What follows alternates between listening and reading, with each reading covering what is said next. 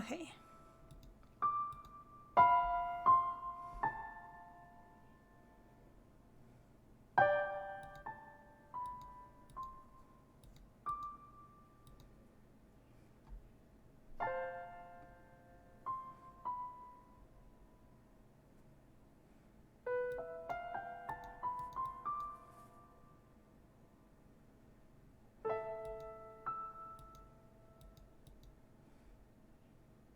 Okay. Here we go. What's this? Inspect my memories? I don't have any memories. Here we go, guys. Enter the mansion.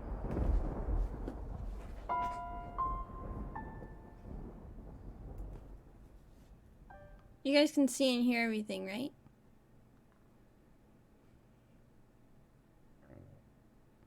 Never heard of this game? I've heard great things. I've only heard good things about this game. Okay, cool.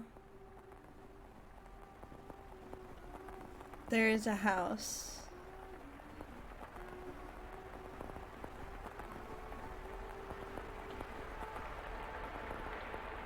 That sits beyond dark, dense woods.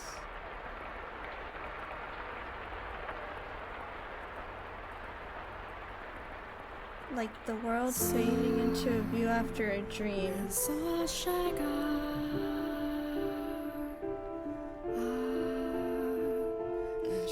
That old mansion appears before you.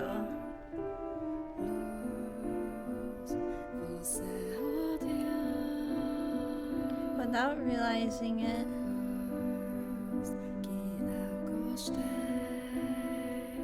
I like the music. You instinctively accept as truth the events unfolding before you. I wonder what language this is. The house lives in perpetuity, an amalgam of myriad of fates and generations. Perpetuity. No one knows who first said perpetuity.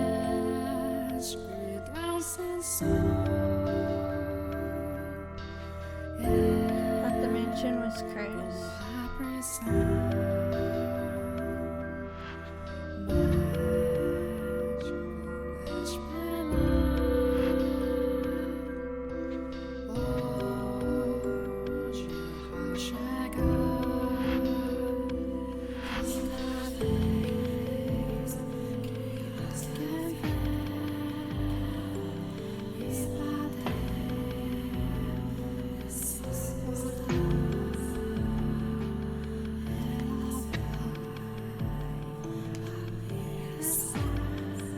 I'll turn the music down a little bit after this.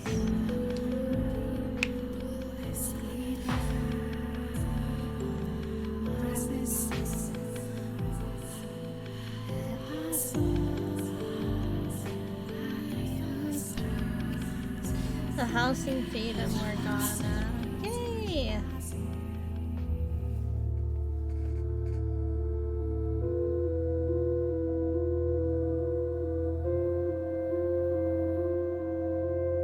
Our Father,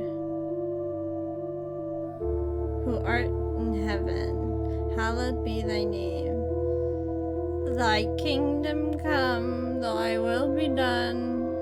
Oh, have mercy on me, O Father.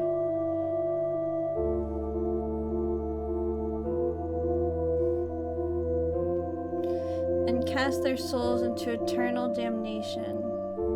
Interesting.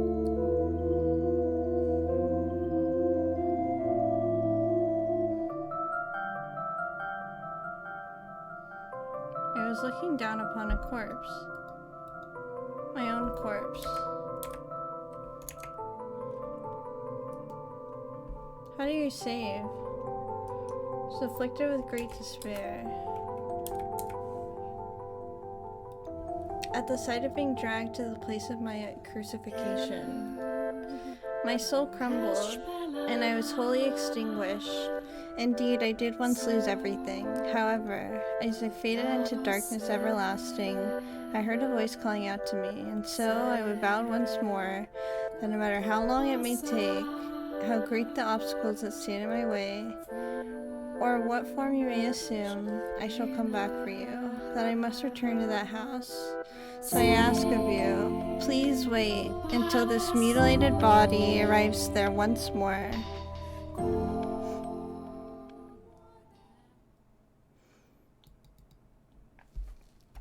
How come I can't save? I can't do anything. Wait, whoops.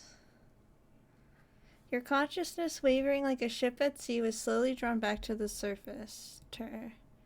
With each new breath, feeling gradually return to your fingers. Master. You could hear the pattering of rain from somewhere. I feel like this game will make me cry. Probably. Master? And the sound of crackling fire. Wake up, Master. Creak, creak, creak. Wake me up. When you came to, you were rocking back and forth in a rocking chair. The room was dimly lit. Aside from the flickering of the fireplace, there was no other illumination.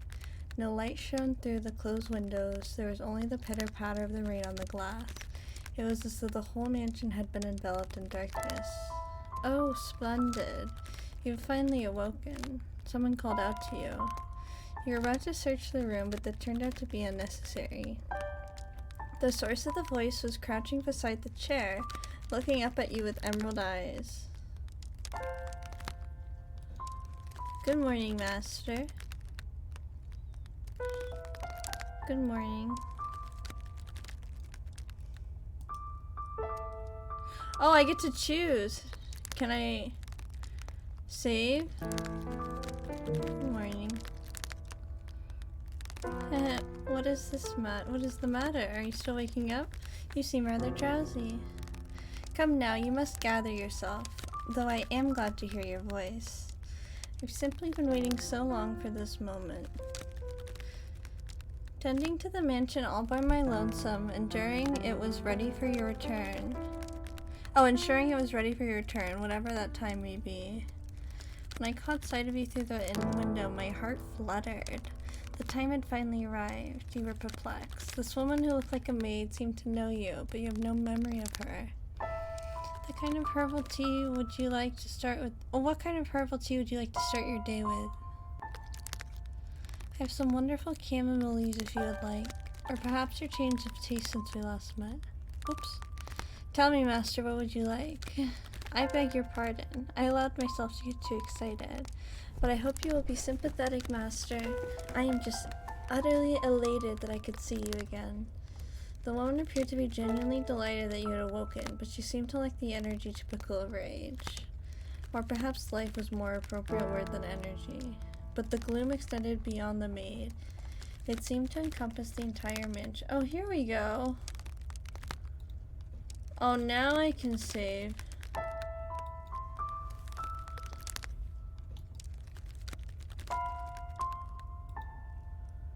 Oh, here we go. I can turn. I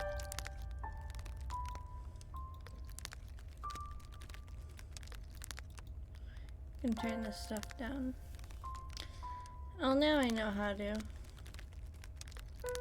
Okay. The plaster walls illuminated by the fireplace and rose engravings and ebony pillars felt vaguely familiar, but a crushing sense of claustrophobia overpowered that familiarity.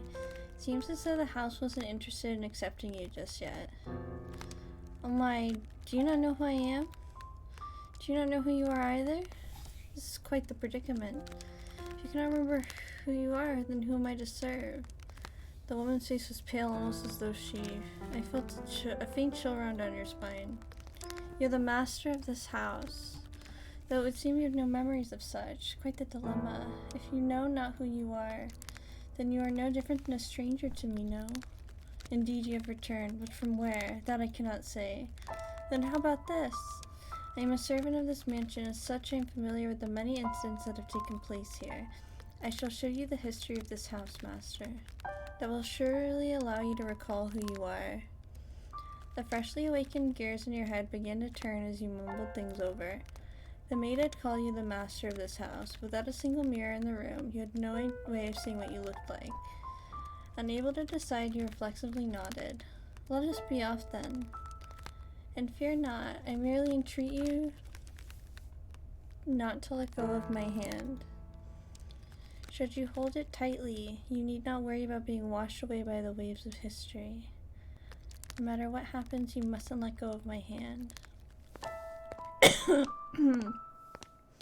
Your hand in hers, you followed the maid's lead through the hall. The air within the mansion was oppressive, as though black miasma hovered within. The house was bleak and barren, hardly a trace of color to be found. You came across an open window. Beyond it lay nothing but darkness. Neither sunlight nor moonlight could be seen. There were no chirping birds, no rustling grass, no signs of life at all. Everything that would normally give color to the world had vanished entirely. The only other presence was that of the maid. Following her, you proceeded through the mansion. At some time, you arrived at the double door, the glass within shattered. The door, once pure white, had long since faded into a dull gray. It appeared to lead to the back garden. You could hear children laughing on the other side. Though it is in the state you now see it, a beautiful, beautiful garden once lay beyond these doors. The owner of the time enjoyed gathering rare species of rose from all across the world. At its grandest, it seemed every flower was in constant competition for the most majestic bloom. Would you like to see this wonderful era of splendor and prosperity? Hehe. I very hope it's to your liking, master. The maid opened the doors to the back garden. A sudden gust of wind brushed across your face, forcing you to close your eyes as you followed the maid out to the doors. When you next opened your eyes, the world was no longer blanketed in shadows.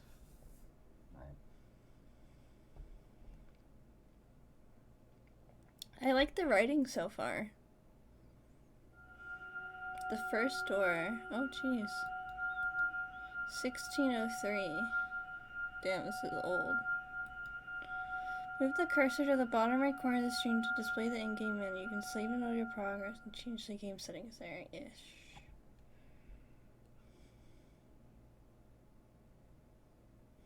The mansion had an alluring air of beauty about it in that era. It was almost like something out of a fairy tale. This period of history could be described as a symphony of destruction, as cumbersome principles of old... Let me turn it down a little.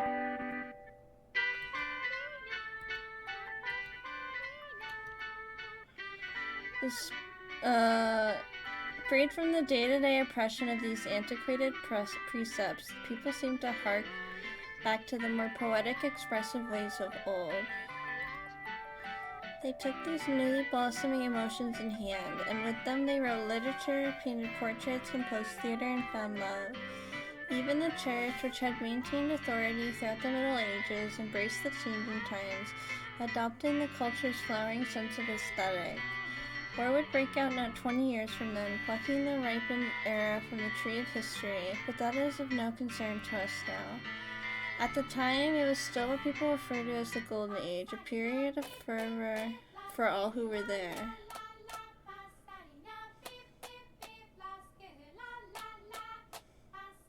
Now let us take a slight detour.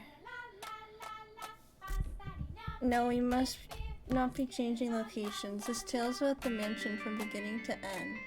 We will, however, be moving through time, say about 8 years into the past. A very wealthy family lived in the house then. The mother and father, brother and sister all had distinctive, beautiful flaxen hair. I was always enamored by their hair. By contrast, mine is the color of a wet crow. See, there I am standing around looking like a rather fool. I was happy back then, and what reasons I have not to be afforded the opportunity to attend to such a beautiful home. So I poured my heart into serving that family. Listen closely if you would. That soft fleeting sound that could only be a young girl singing. Can you hear it? Flaxen equals blonde, learn a new word. Oh, cool, I didn't know that. La la la la la la la la. The girl you see cheerfully pricking crimson roses and singing like a songbird was called Nellie. Though young, she sang with elegance. Oh god, a goblin. She's not a goblin. Oh no, it's just a little cutie. Yeah, it's just a little girl.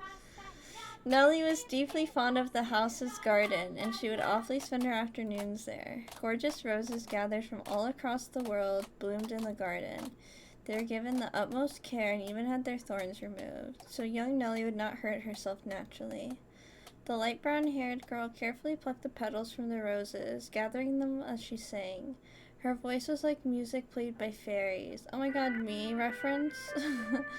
Nay, the sight of her was like an angel descended from heaven. Oh dear, please don't look at me like that. I admit I was being rather fanciful. But what is a woman if not fanciful? Hee hee. Little bird, singing night and day. For your little birdie heart, sing your woes away. Pretty flowers all around the little birds. And even when the sun comes up, oh dearest Mel, I forgot what comes next. Are you listening?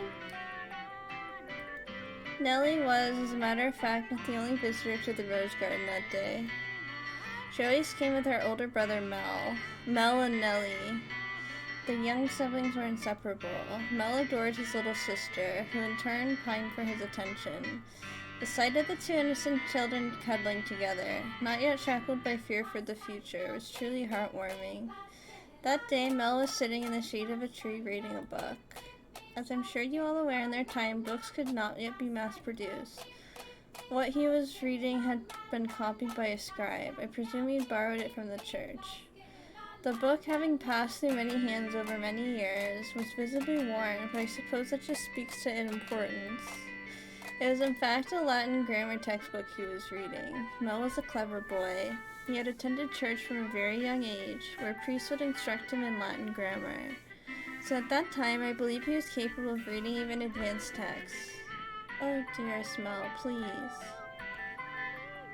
The young girl approached her brother, who was consumed by the text. In her hand, she carried a large pile of rose petals. Though his sister's shadow overlapped with the trees, the boy still did not notice. Nellie puffed her cheeks, thrust out her slender arms, and let the petals fall. Ah! Look, your head's covered in roses, Mel. Oh, Nellie, you got petals on the book. This isn't mine. I can't afford to let it get dirty. It's your fault, dearest Mel. I tried to get your attention. And besides, flowers won't get a book dirty. I must raise the white flag. When did my little lady find herself such sharp wit? While waiting for you, dearest Mel, I waited, and you didn't so much as glance at me. I'll be an adult by the time you're done reading that book. Wow, that soon? That soon. Mother says girls grow up fast. Haha, she may be right. In that case, we should do something together before you're all grown up. Surely you won't play with me any longer when you become an adult. That's not true. I'll still play with you even when I'm grown up. But grown-ups don't play, Nellie. Fine, I'll stay a child forever then. Didn't you just say you were about to grow up? You're so mean, Mel. Oh, I'm sorry. Please don't pout, my little lady. How about this? To make it up to you, I'll play whatever you want today. Really? Do you mean it? I really want to play make-believe. Make-believe? The ambience of this Vienna is second to none for real. Yeah, I really like it so far.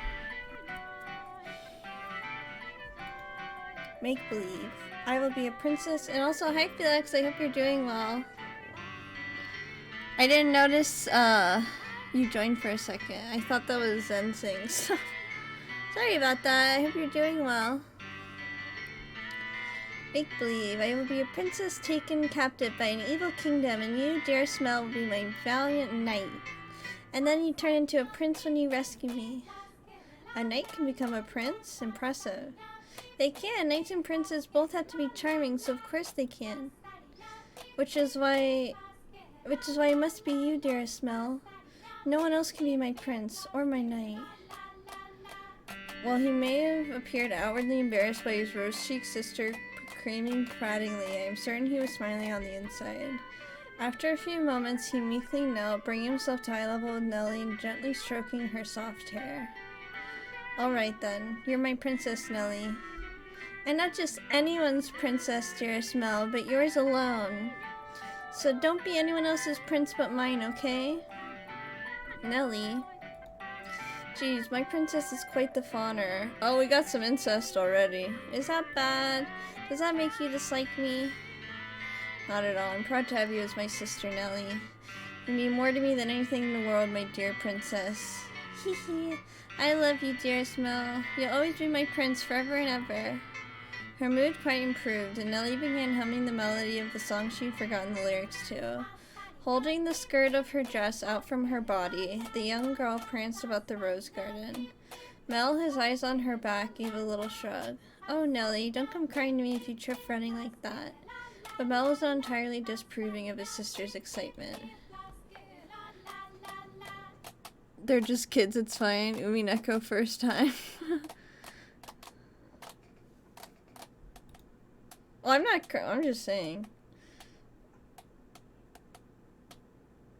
They'll grow out of it. Interesting. They are picturesque siblings brimming with hope. At this time in their lives, there is nothing to jeopardize that hope. Would it not be wonderful if children could see children forever, Master? As they see it, though, the pleasant, gentle times in our lives have value because they come to an end. Wouldn't you agree? Time continues to flow, impartial without an exception. Hold on. As such, everyone's childhood comes to an end.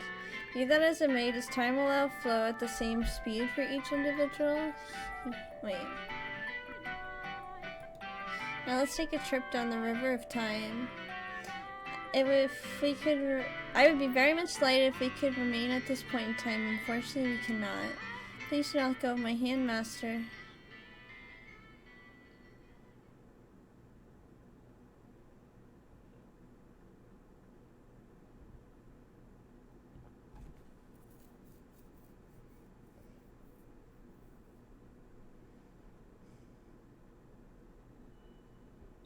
I'll be on my way then. Oh, you usually stay for longer. Yes, I have an errand to run today. Thank you for your time as always. Would you like the book back sometime next week? Next week or the week after. Hold on to it as long as you'd like. But there surely are others who want to use it? None as sharp as you, Mel. Put yourself in my shoes, you'll understand. I want to give you any advantage you'll get. Haha. Oh, do you not believe me? No, I believe you, Father.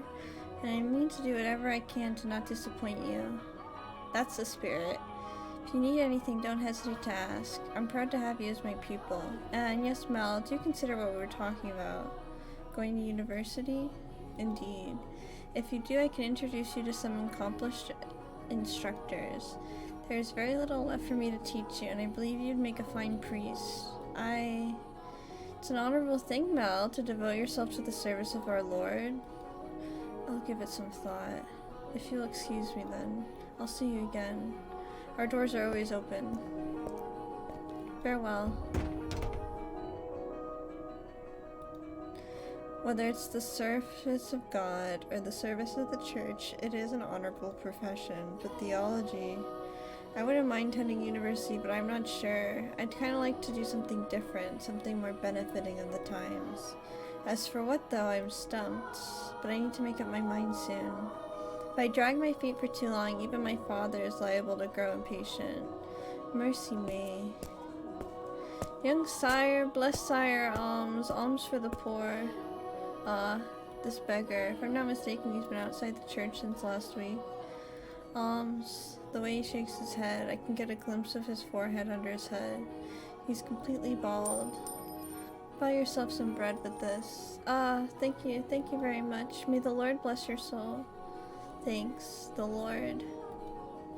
Oh no, Nellie's gonna be cross if I don't hurry home. Curses, and it looks like it's gonna rain. Master? Oh, thank goodness. You appear to have a firm grasp on your consciousness. I was afraid you would accidentally let go of my hand. Hee hee hee hee. Now, Master, this is the period of time I truly wish to show you. The boy reading in the rose garden was now a fine young man. Nonetheless, he still bore the same gentle eyes as before, and he would from time to time show remnants of that innocent young boy. He was in his own mind still making the transition into adulthood, I suspect. Mel frequently visited the church, on Sundays to participate in Mass, of course, but more often to be tutored by the priest. In addition, he also attended a private school run by an eminent marquise. Though it was not a school where students had desks and sat in rows, they studied in the marquise's estate. Secondary and higher education was not the same as it is today, and Mel was considering university. The priest wanted to recruit him to the church, but Mel was having difficulty deciding what he should do. That he had such a choice is envious, is it not?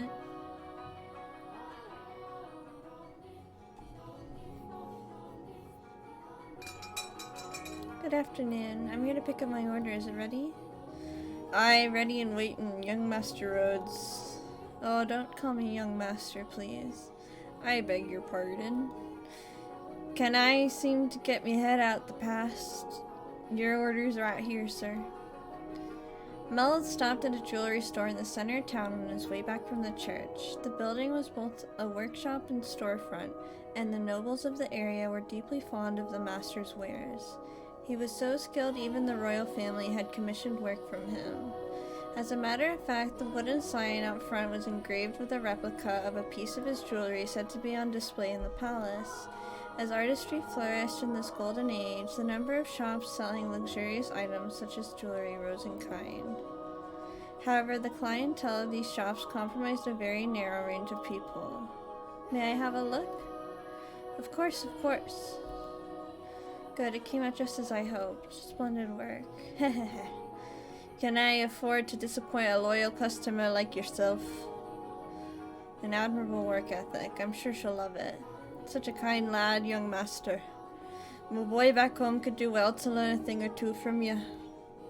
Every man ought to show women some cordiality. Coming home to a cold fireplace is a sad thing indeed. Ha ha ha. Again, please don't call me young master. My apologies.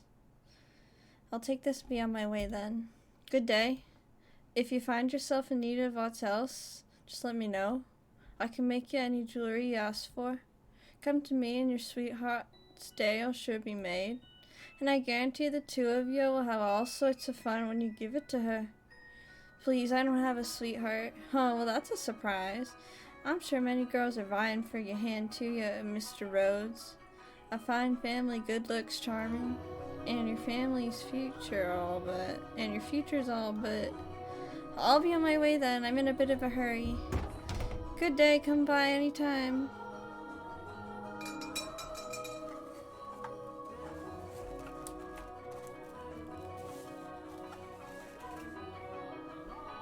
Goodness. Huh, maybe he'll say I want to study abroad or something. Patient as father may be, that would certainly anger him. I can hear it now. You're wasting your God-given talents, boy.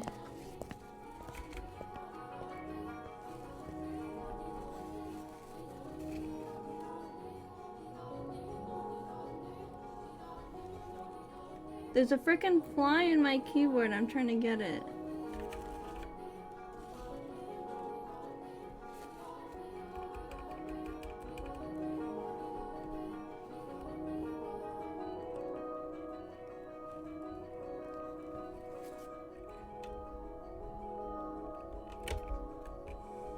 It needs to move, it's under my 8 key.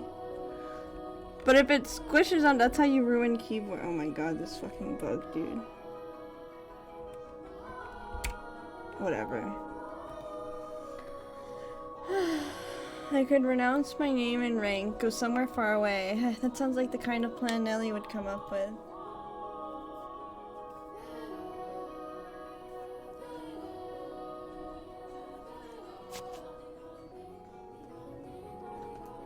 Let me see if I have a tool around to open my keyboard.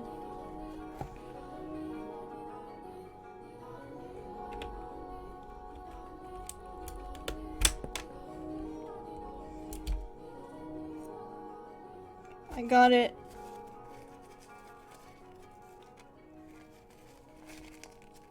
I got the frickin' bug out! Holy crap. That was so much effort. Sorry about that, guys. I didn't want the bug to die under my keyboard because that's how, like, they get ruined, apparently. As he drew closer to the mansion, the rich fragrance of roses grew more prominent. kind of keyboard you have? I have the pink razor one. So you drew closer to the mansion. Oh, I already read that. Over time, this distinctive scent had led to visions. Visitors refer to the house as Rose Manor. It was also probably a play on the flaxen-haired family's last name, Rhodes, which you hear the owner of the jewelry store say just moments ago. The mansion looked quite different than it does now, no? The no thickets of ivy covering the walls, no rotten, broken doors to be found. I wonder what the Rhodes family would think if they saw the house in the present tragic condition. The sight of their abundantly blooming roses, a veritable symbol of prosperity, long since withered and turned into soil. My apologies, I got a little sentimental there. Let us forget for a moment about our own time. I suppose I stayed out a little too long. Oh well, the sun still shines high in the sky. I'm sure it's... Oof. Oh, that's cute. Dearest Mel, what took you so long? Wherever have you been? I've been waiting forever. Nellie? You're not in the house? No, you're taking so long. I said to wait by the gate. But you didn't even notice me at all. Is that any way to treat a lady? All that studying has got your head stuck up in the clouds. No, it hasn't really. Also, you're heavy. Could you please get off my back? Heavy? Oh, look at her outfit. She might be me. I've been gradually reducing the amount of sweets I eat, and I love sweets. To maintain my figure for a new dress, and you call me heavy? Or I didn't catch that. Were you saying a tongue twister? You're such a dimwit, Mel. Jerk, blockhead, weakling, and obnoxious to boot. Whatever happened to the delightful little girl who was once my sister? She'd probably throw a fit if I said that out loud. Should you really be outside, Nellie? You are the star of today's event. It's fine. They can call it a birthday party, but I know it's just about fraternizing. It's obvious what Father's true motives are. He'll be gathering a bunch of boys from good families to look for someone to marry me off to. She grew up so much in 5 minutes. I know, right? Ugh, I have no interest in that at all. Don't be like that, Nellie. They're all here for you. At least enjoy what you can of the party. Grr. I guess. Besides, not completely terrible. Look at this, dearest Mel. What do you think? What do I think? About what? About what? Mel, my new dress. It arrived and I'm wearing it. How could you not notice? I did notice it was something I hadn't seen before, but you have so many dresses, Nellie, so... But this is the dress I had made just for today. Look at the colors. They're so pretty. It's the work of a renowned dyer, and this belt is just lovely. See how it comes together to form a butterfly? Ooh. Oh, I'm just absolutely in love with it. I think I'll be wearing this dress for a while to come. So tell me, what do you think? Does it look good on me? Yeah, it does. It's pretty. Hee hee. In some ways, I guess she still is a delightful little girl. Oh, dearest Mel, I love you. Whoa, don't jump on me like that. Ah! Oh my, you dropped something. And what do we have here? Oh wait, hold on. No, you can't have that yet. Is it a present? Give it back. I was gonna give that to you later. I knew it. It's for me. And just what could it be? Hey, don't open it. What's the big deal? It's gonna be mine soon anyway, isn't it? Oh, I love it! A rose necklace! And this design is from the jeweler the royal family uses. Oh, my dearest Mel, you had this made just for me. Oh, jeez. Defeats the purpose if you open it before the party. Happiness is always better sooner rather than later, Mel. I think I'll put it on right away. There, how does it look? It looks lovely. My prince is still the sweetest in all the land. Don't make such weird noises.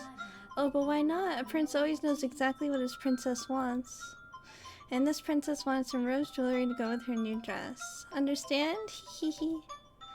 Geez, I sure don't have an easy playing your prince, Nellie. It might be about time you found a new one. Prince is a prince because you can't just find one standing on the street corner. If you want to retire, dearest Mel, you're gonna have to wait another 10 years.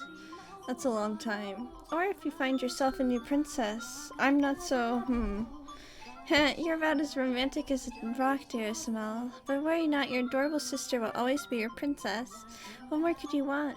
Are you really allowed to be the judge of that?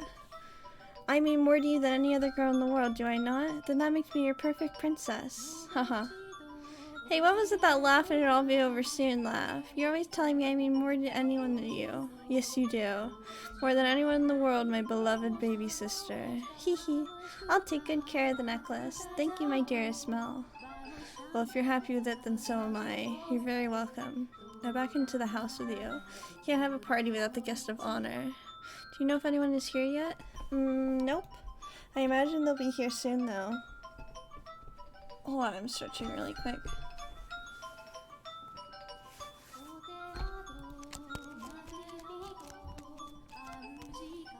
Were you down at the church again today, Mel? Yeah, there was something I didn't know how to translate, so I went to look it up. Wow, so diligent. I can't really say I like the priest there personally. Actually, I kind of feel the same way. Oh, really? Why? Everything about this makes me feel anxious? Oh my god. Well, you know, I have my reasons. Laughing and nervousness.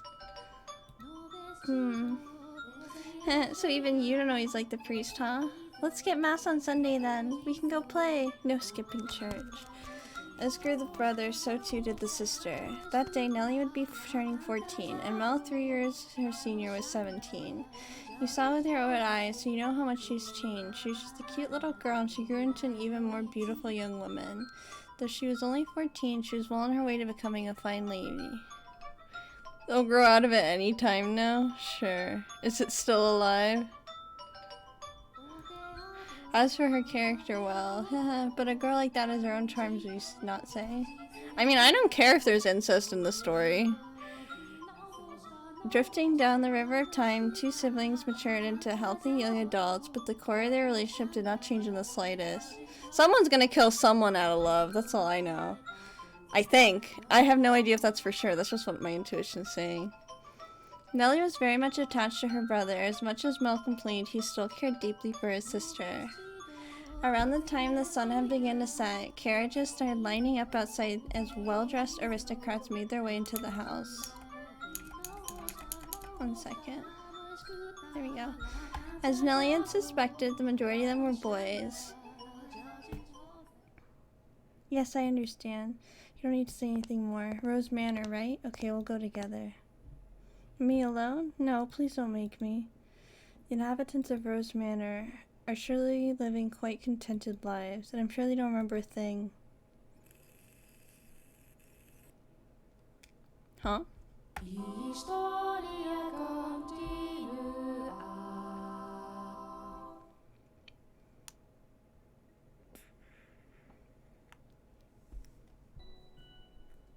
The room with the fireplace was always kept in pristine condition so they could entertain guests at any time. Remember a thing? Yeah, I don't know what they're talking about. Interesting. Walls colorfully decorated with tapestries and stained glass windows gave testament to their great fortune. The servant's first assignment every morning was to clean this room.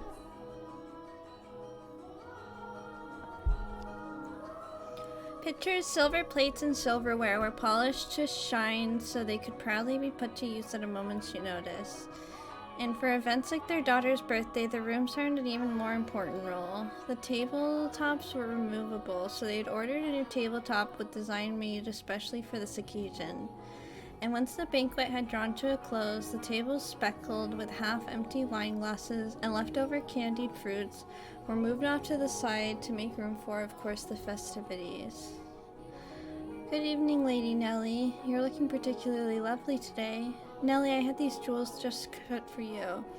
You'll let me have this dance, won't you? Huh. What's the matter, Nellie? You look exhausted. These are pretty good. Want one? I know you like sweets. They're apples, candy, and rock sugar, I think. You disappoint me, dearest Mel. What do you think is the matter? They just keep coming. It never ends. It's driving me up the wall. Everyone's just repeating the same lines they've been taught. They all think pretty jewels and requests to dance are enough to make a girl swoon. I think it is true for you, Nellie. Though why is she disappointed with me? Oh, I think I'm done with my birthday parties after this year. They'll probably throw an even bigger one next year. Oh, why? Well, you know, you're about that age, Nellie. We are a reasonably distinguished family, so there are a number of different houses that would like to have connections with us. So, So what you're saying is do it for the family? No, that's not. I won't date or marry anyone. I have no interest in being used as a pawn for their interfamily politics. Pawn? I wouldn't go that far. And I'm sure Father wants you to let you choose for yourself. You know, someone you'll actually love.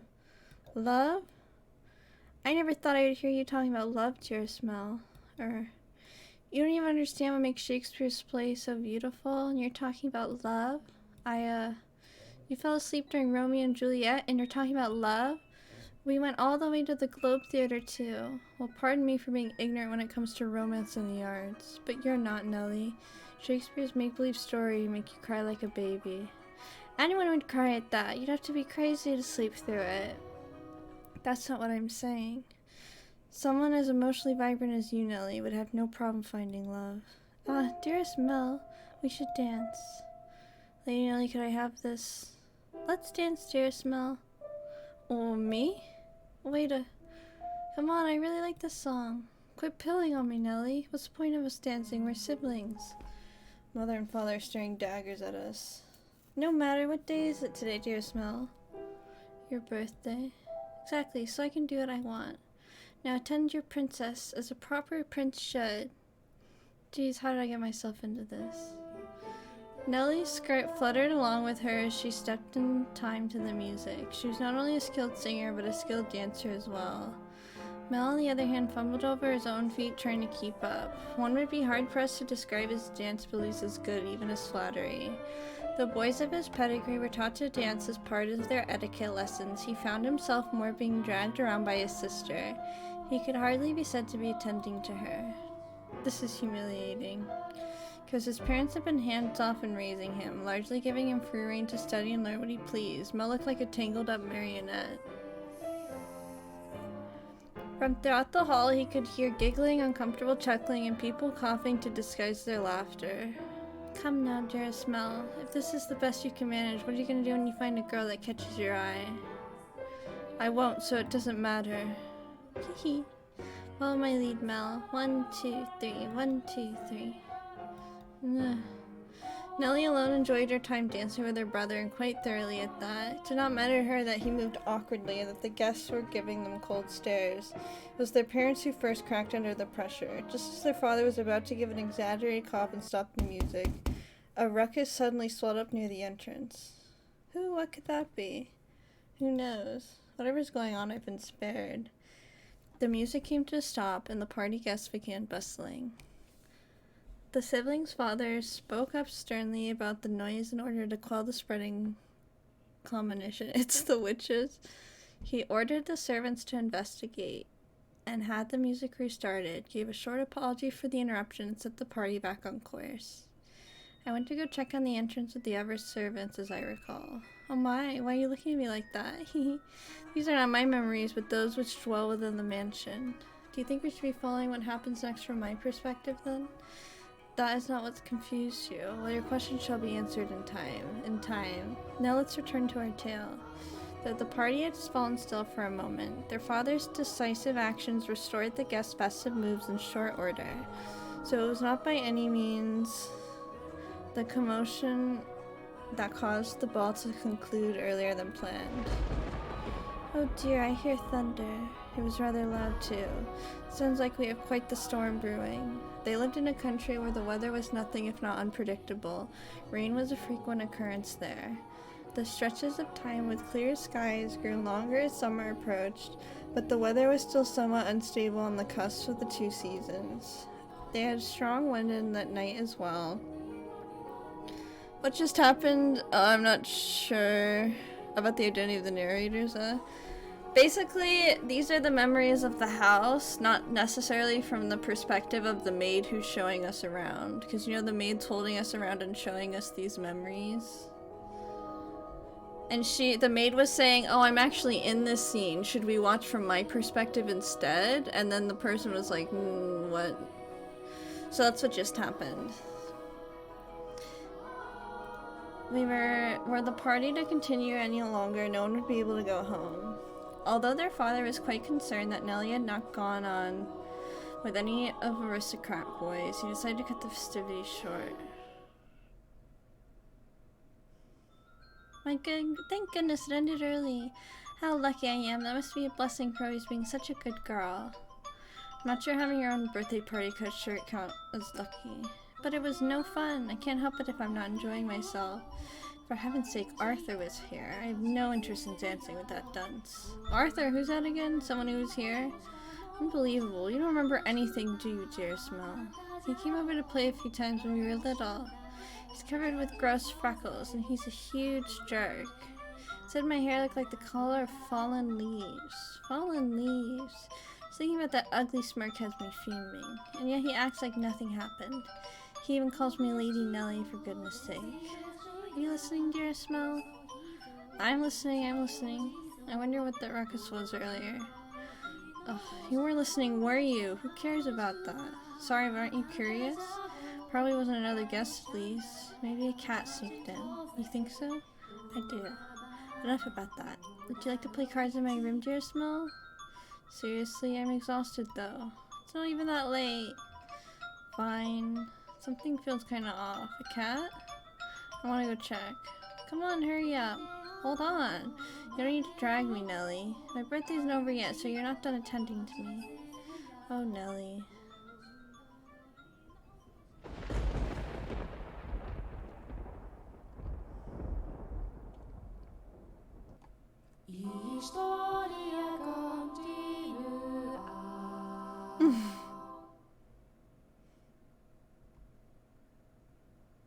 What the heck is going on? The rain just won't let up. Can't sleep. I wonder what the commotion earlier was about. Oh, for goodness sake. It's all the storm's fault.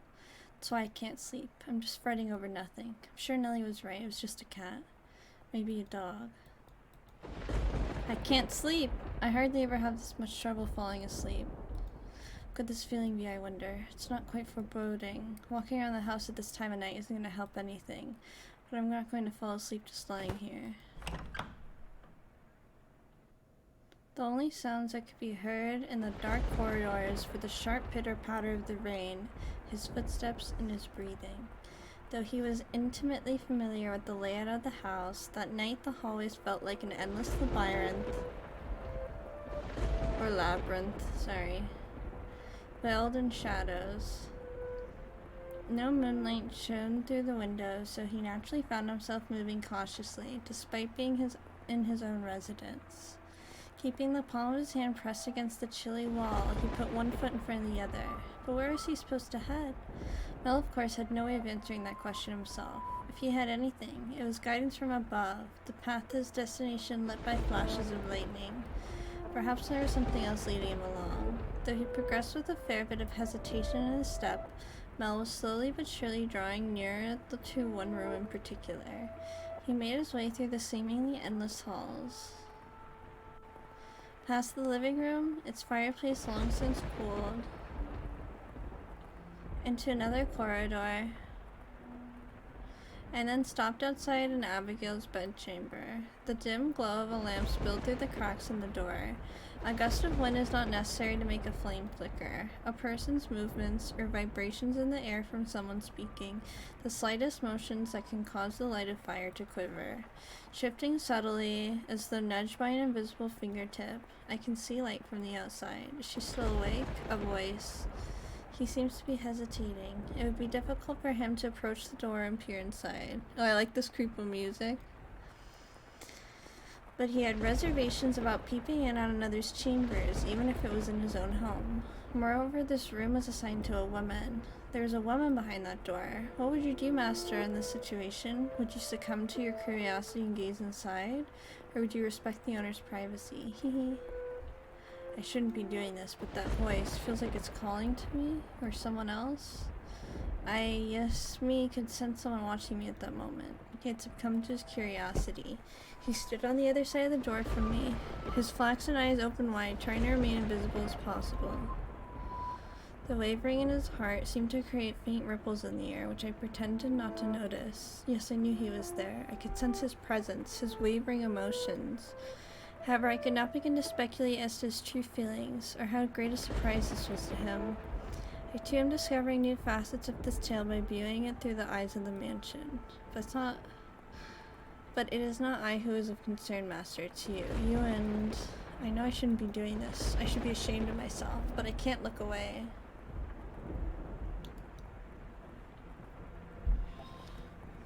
Who is that? Her skin, it's so pale you can practically see through it. I think this might be us. Is it that white because she was out of the cold rain? Her hair is white as snow and her eyes, they're like how do I describe it?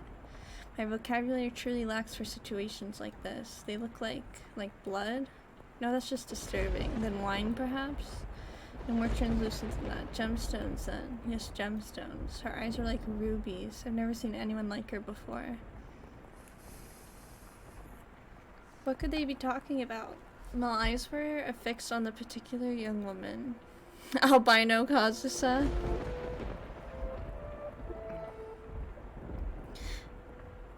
I wonder if she's like Kazusa. She had glass-like skin, eyes that glimmered in the flickering candlelight, and snow white hair that flowed like luxurious silk, but her lips were bluish purple. Her soft, delicate skin sullied with the grime, her twinkling eyes pointed down to the floor, and her hair a disheveled mess. She was, even at a glance, clearly not a lady of means. The tips of her fingers were cracked from the cold, her nails pale from malnutrition, and her garb little more than rags. However, true beauty is always visible, no matter what it may be hidden beneath, even wrapped in a veil of insalubrity. Even though she thought herself hideous. I wonder what happened to her. Mel could no longer avert his gaze from this girl's visage. He had for the time being forgotten the shame he felt for peeping. As he strained his ears to hear the conversation taking place inside, a sickly voice arose from the white-haired girl's purple lips, so feeble that the sound was a gentle breeze flowing through the room that could carry it away. I apologize for the trouble. Think nothing of it. Give your apologies and thanks to the mistress. Understood. There's something strangely comforting about his house, almost as if I've been here before. If my father were here, I'm sure he'd be quite fond of it. Sorry about your father. There's nothing you could have done, I imagine. When you came to our rescue, he was already... I guess this isn't us, never mind. Rescue father. Was that perchance what the commotion was about? He stared intently, entranced by the scene unfolding beyond the door. A gaze can often signal one's presence to others more effectively than words. The white-haired girl could likely sense him there as well. She flicked her gem-like eyes upward. She's pretty. That was when the boy finally felt a pang of panic. For a split second, his flaxen eyes met her ruby eyes, causing him to recoil from the door. His heart was pounding like the rain outside. Careful not to make a sound, he took 1-2 steps away. Did she catch me? I'm not sure. It's only for a moment. She can't have seen me. The boy did not have the courage to peek in on the room a second time, so he cautiously returned to his bedchamber as quietly as he could manage. But even beneath his covers, he could not erase that girl's eyes from his memory. Her melancholic red irises, her voice delicate as glass sculpture, her pale, almost lifeless skin, her pure white hair. Every single detail kept him from banishing her image from his mind, nor could he restrain his heavy, pounding heart. Who could she be?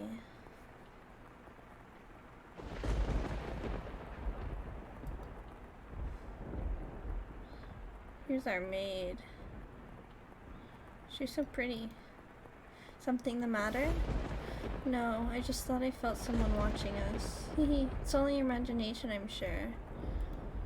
If not your imagination, then perhaps some unseen force was watching you. Unseen force?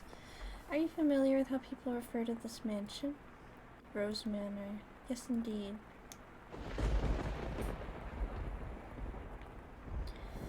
It's called Rose Manor because you can smell the sweet fragrance of the rose garden even at a great distance. But that is not what I meant.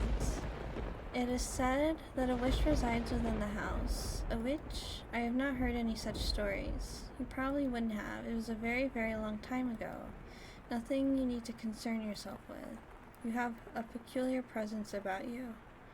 Should I consider that a compliment? Hehe. It's getting late. You should get some rest. A room has already been set aside for you. But first, may I ask you one thing? Yes? Do not believe you've given me your name yet. My name is... Slim Shady L. Wake up. Get up, Mel. What? It's morning? I think I'm gonna pause here.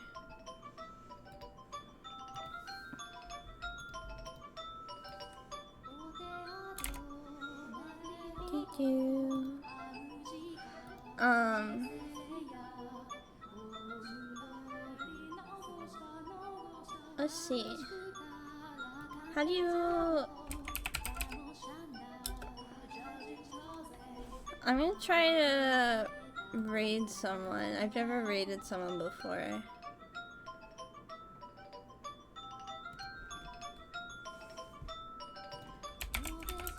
But yeah, thank you guys. I'm gonna end here, I think. I had a fun time viewing this new game, and I put the event in my Discord. On Tuesday we're gonna be going through the Umineko culprit detective thingy. We're gonna go through all the evidence and try and figure it out. And I'll do a face cam then. And yeah, I'll see you guys next time. So thank you guys for watching, and I'm gonna try to raid my friend, so let's see if it works. Yay! I did it!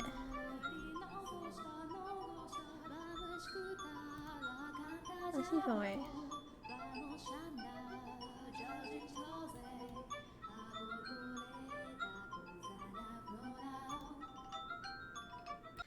Hello! Excuse my voice. Hello! Hope everyone's doing well today. I already streamed, but I just felt like streaming again, so here I am. I probably should have gotten water before I started streaming, but I'm a little dummy, so I didn't do that. So let me go get water so quick. Let me just make sure my audio is okay. Well, maybe I should open a game first. Where is it?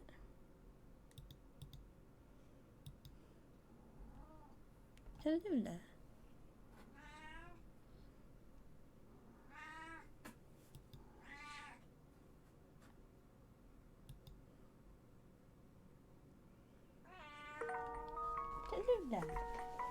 Wait, let me get some water.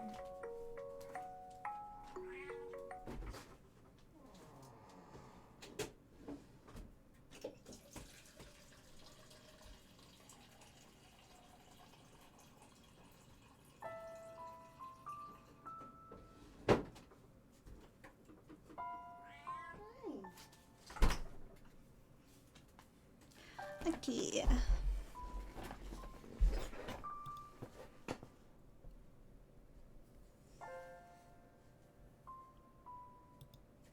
What does lock mean?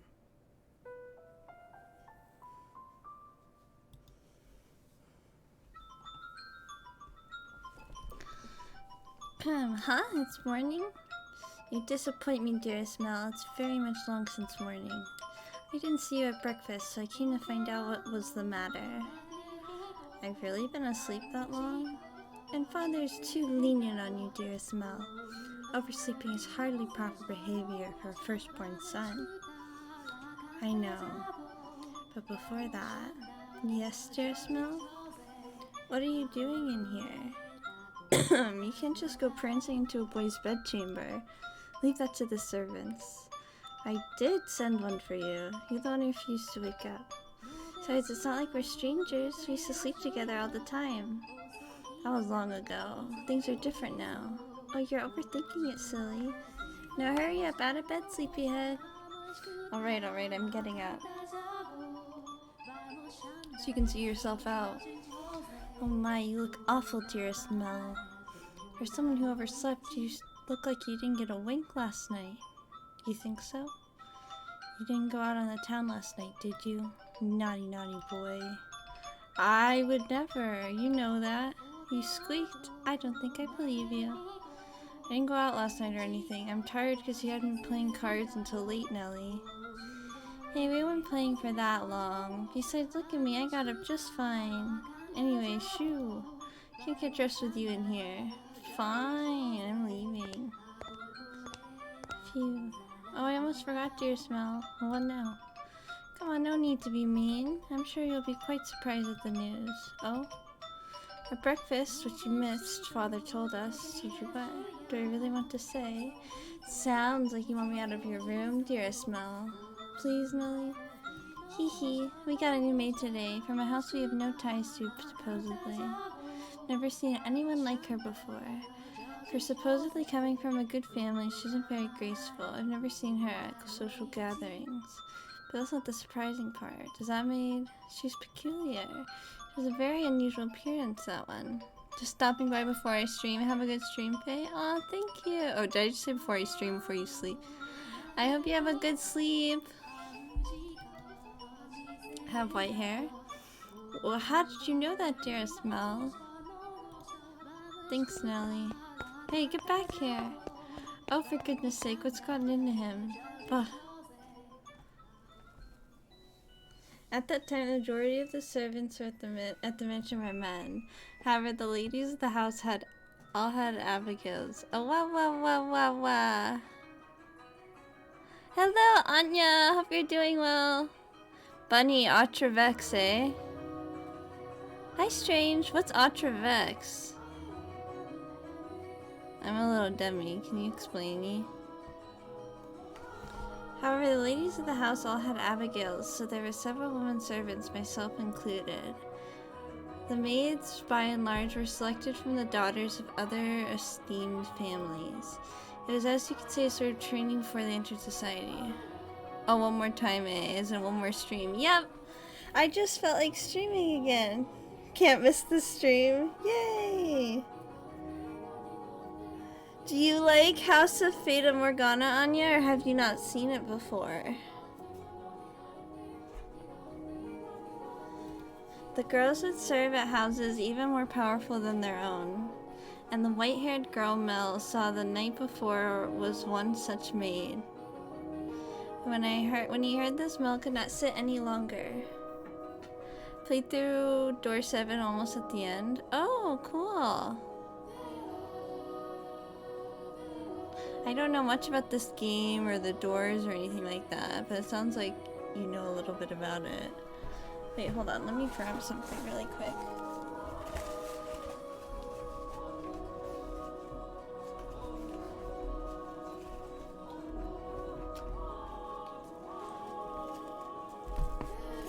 Okay, sorry. Oh, I didn't really think this through, did I? I don't even know where she is. I'm guessing she's probably Mother's maid. White hair. It has to be the girl from last night. But deep down, he was having difficulty believing the young woman he had seen the previous night was truly here to be a servant. Oh, alright, getting hyped for doors? Yeah. And can you blame him? When he saw her, she was an absolute mess. Hardly what you would call you would envision from a girl of class. But he did not seek her to find out whether it was true. He merely wanted to see her once more, to ascertain what he had witnessed the previous night was real or his imagination. And he wanted to have an actual conversation with her. He got it for her. He wants her. I don't want to run into Mother. That would be awkward. He was heading towards his mother's bedchamber, but the closer he drew, the heavier each step grew. He rounded a corner, debating whether or not to head back, and stopped in his tracks. On occasion, wishes do come true. When Mel turned the corner, he saw her, the same girl, the same white hair. Oh, doors just like episodes? Oh, okay. Oh, yeah. So that's pretty far.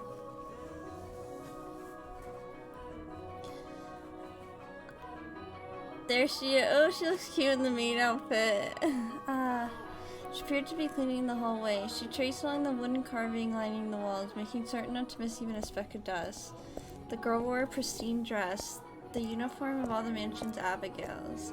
There was no longer any filth to obscure her beauty. All that had covered her hair and glass-like skin was no longer. The one thing that had not changed was her listless ruby eyes. Pardon me. She's so cute. Hearing his footsteps, the young woman raised her head. Mel's gaze for a brief moment merely blinked at him as silence. Lord Mel, yes? Your father informed me of you.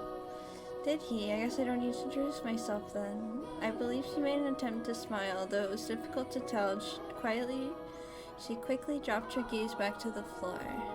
Fox and Ruby met only for the briefest moment. She seemed to be looking at both someone and no one at all. Everyone here truly has the most beautiful color of hair. Did you have business with me, with the Mistress Lord Mel? She looks like a ghost. She looks cute. I like her character a lot. No, I was looking for you. For me? Mel fell so all the blood in his body began to flow backwards. He could not effectively describe the sensation, but in a word, it resembled panic.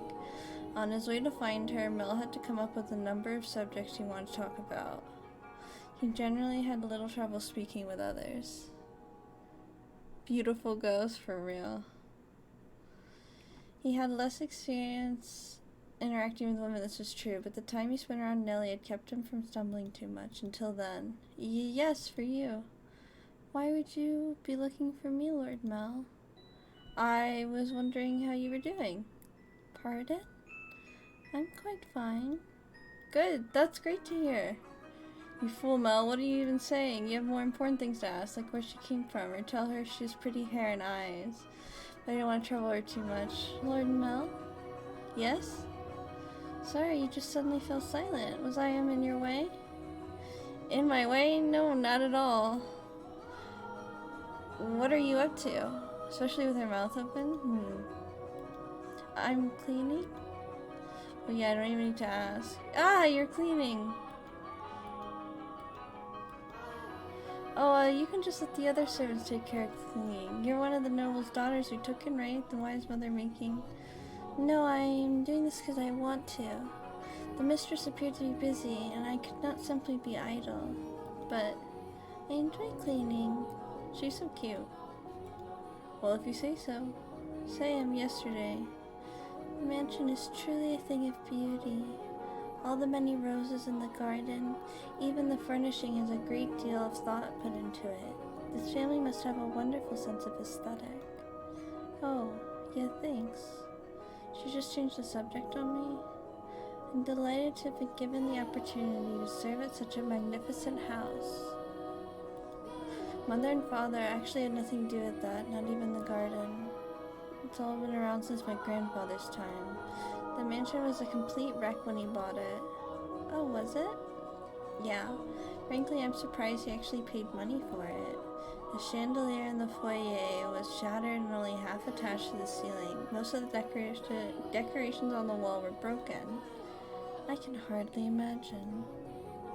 This is a marvelous, impressive house. I'm sure he'd be flattered to hear it. My grandfather was a bit of an eccentric. I've been described as that. He liked to do things people didn't expect just to watch the looks of surprise on their faces. He was the kind of man who would buy a mansion that was beyond repair just to give it completely new life. Everyone who's seen the property before it was renovated was astonished. They regretted not taking the opportunity themselves, seeing the transformation it underwent. Hee hee. Huh?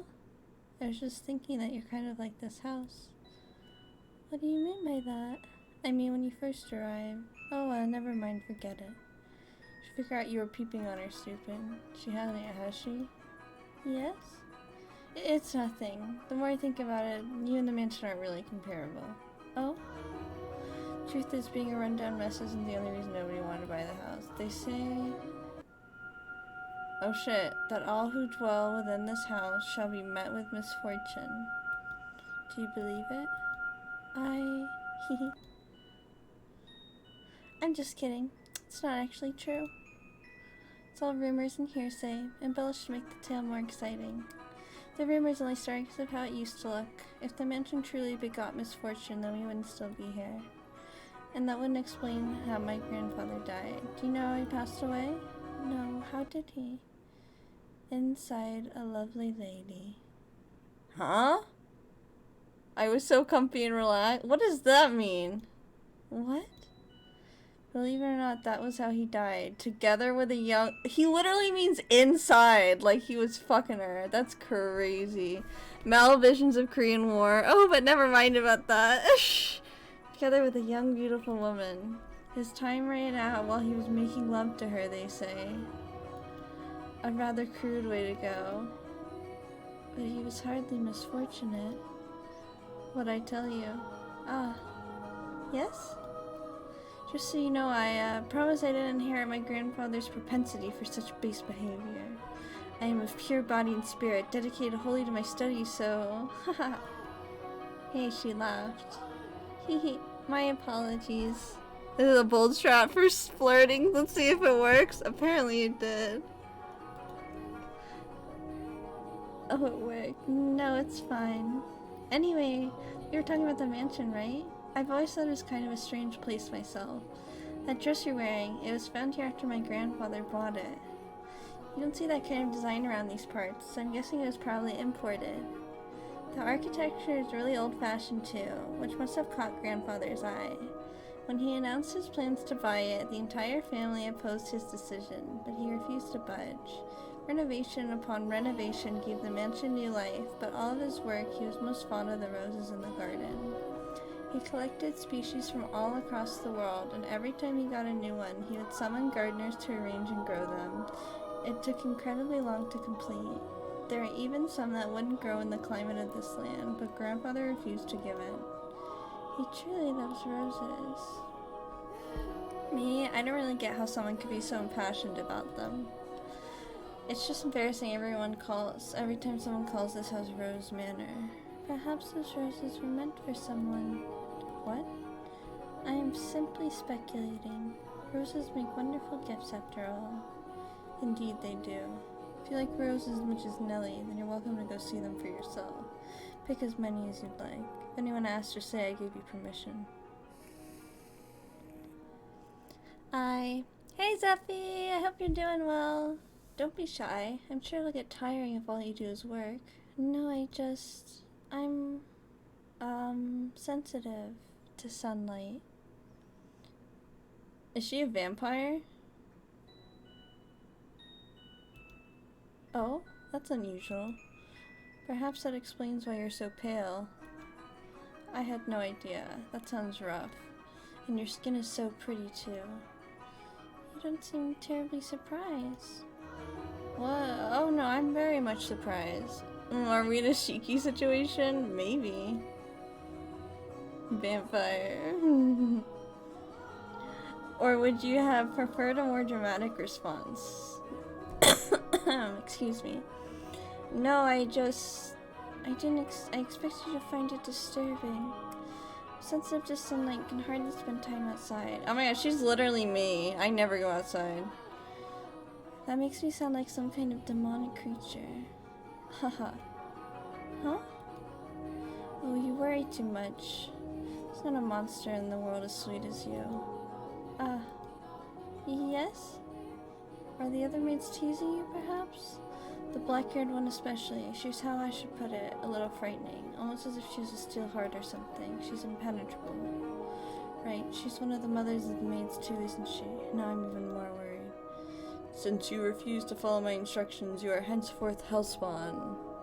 I'm about to get comfy with coffee, you. I'm doing well, thank you. I have some water. I can imagine her saying that. Oh, and again. I'm very sorry. No need to apologize. In fact, I wish you'd laugh more. She's actually very kind to me, and everything she does with incredible precision and efficiency. She looks so young, and she has such skill. How long has she been here in the mansion? Actually, she's been here for quite some time, but I don't know exactly how long. No one knows how old she is. It's kind of creepy. She's probably the witch. I have never once considered her such. Sorry, you're right. It's bad manners to speak ill of others. Either way, she still scares me. It's like there's no light in her eyes, or like her smiles are all faked. That doesn't make her any less pretty, though. Oh, the conversation died. I have to think of something else to talk about. Yes, you can ask me anything.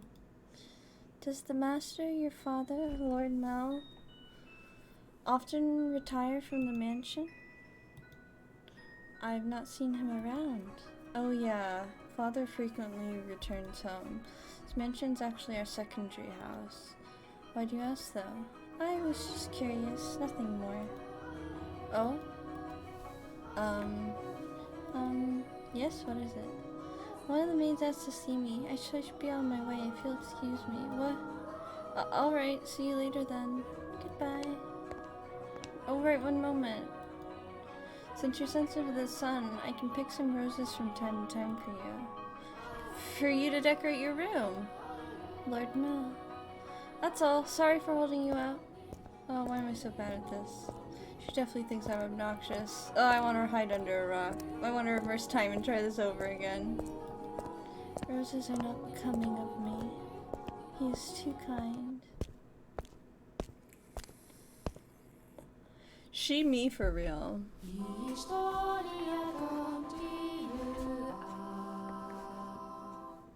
Oh man, to be a middle schooler again. I think he's like 17, so they're like in high school. The other girl is like 14. Oh, I fucked up. Let me go back in time.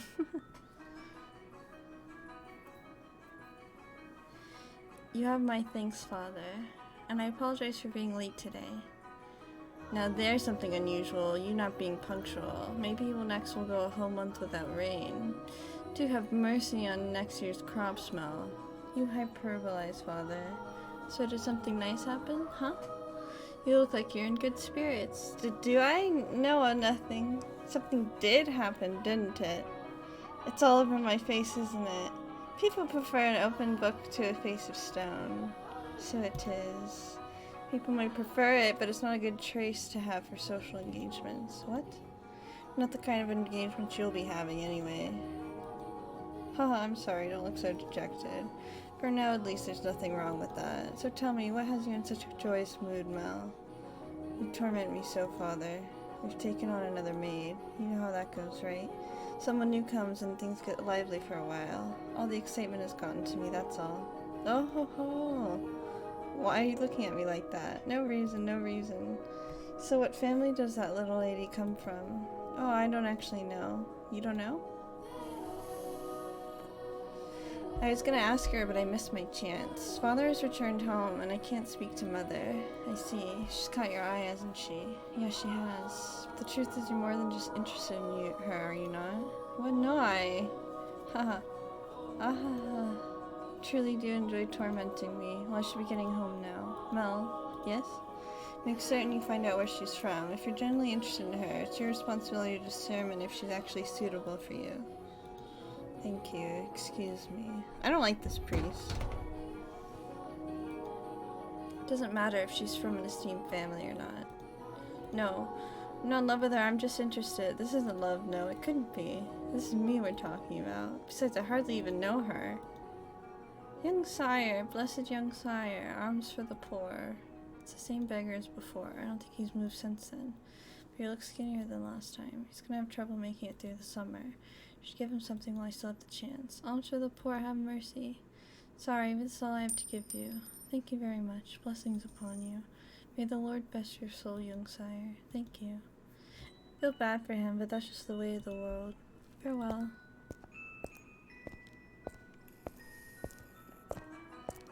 The skies were really clear. The sun shone fiercely down on the town that day, as was I said chatteristic. As was characteristic of the area, cloudy days and rain were frequent during the season, but the sun almost always took the stage the day after the storm. The cathedral standing tall in the center of the town. This game is chatteristic. The stone-paved streets clacking with the pleasant sound of footsteps, the people peering out from beneath the awnings to look up at the sky. In Mel's eyes, it was as if they were blessed by divine light. However, not everyone living in the same land was equally blessed. In fact, the blessed were far outnumbered by the forsaken, even if their time would later come to be referred to as the Golden Age. Elsewhere back at the mansion, Nellie was causing trouble for the Abigails. On a whim, she had decided to redecorate her bedchamber, so she gathered the maids and put them to work, shouting orders and demands and complaints. And she had not summoned only her personal servants, but others as well, including the white-haired girl. No, not like that. How many times must I tell you? The tapestry goes by the door, and I don't like the carpet's pattern. Is there anything else we can change it with? Hey, who put this ugly vase here? Melly appeared rather irritated, and it was the servants who bore the brunt of her frustration. Though they found this similarly vexing, none of them showed it. She was a girl who spoke her mind, a trait particular to that time in history. Women of the Golden Age were so vivacious, in fact, that it inspired parody and satire in foreign countries. But no matter how hands-off parents were, if Nellie had been born a generation earlier or a generation later, she likely would not have been able to act so free-spirited. That day, however, Nellie did not seem to be her usual self. Though she always spoke... Sorry, I'm looking for something. So she always spoke her mind, it rarely went beyond being childishly adorable. It was unusual to see her in such a foul mood, not even a smile on her face. Maybe she saw them talking? Hold on, I have a hangnail I'm trying to get really quick. It's hurting me.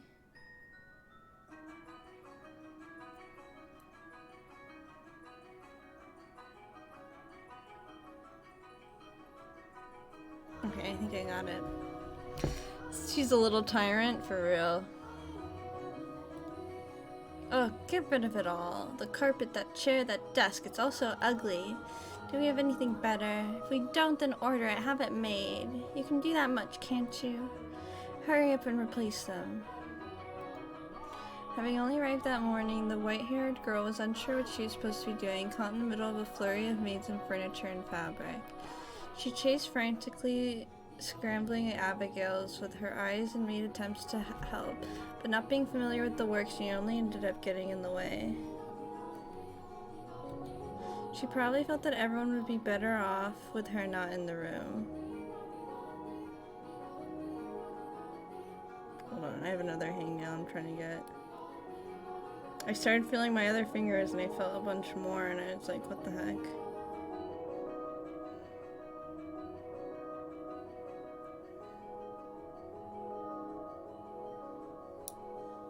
Okay, I got it. So when the maids ordered to get new furniture, Sorry. So when the maids ordered to get new furniture made their way out of Nellie's room, she attempted to follow them. You hold on a second. Yes, you with the white hair. However, Nellie stopped her before she could take her leave. What? The white-haired girl turned back, bewildered to find Nellie smiling at her. The corners of her mouth turned up into a self-assured grin. There was no trace of timidity or uncertainty in her demeanor. Her flaxen eyes seemed like they would be nice under the light of the sun. Almost the exact opposite of the white-haired girl, hee. I wanted to talk to you, actually, but Mother was never one to share.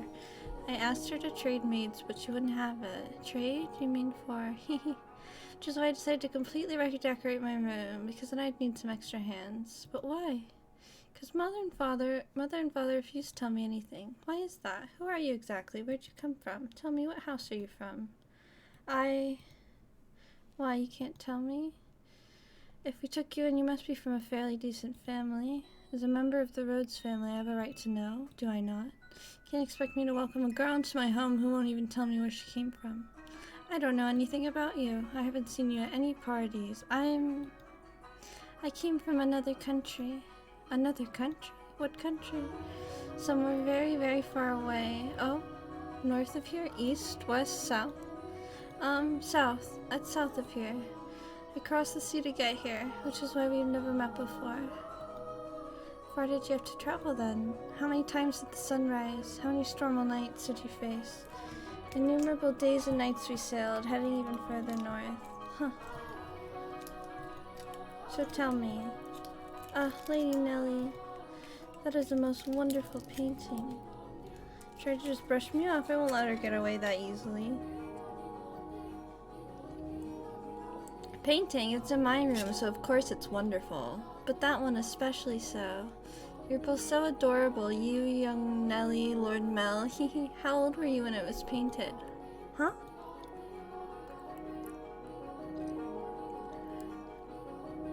Oh, that painting. Goodness, yes, you have a good eye for art. Haha, it is magnificent, isn't it? This was done when I was 4 and Mel was 7. You see how we're standing next to each other holding hands? I was too young to remember it very well, but Mel looks like he was really embarrassed.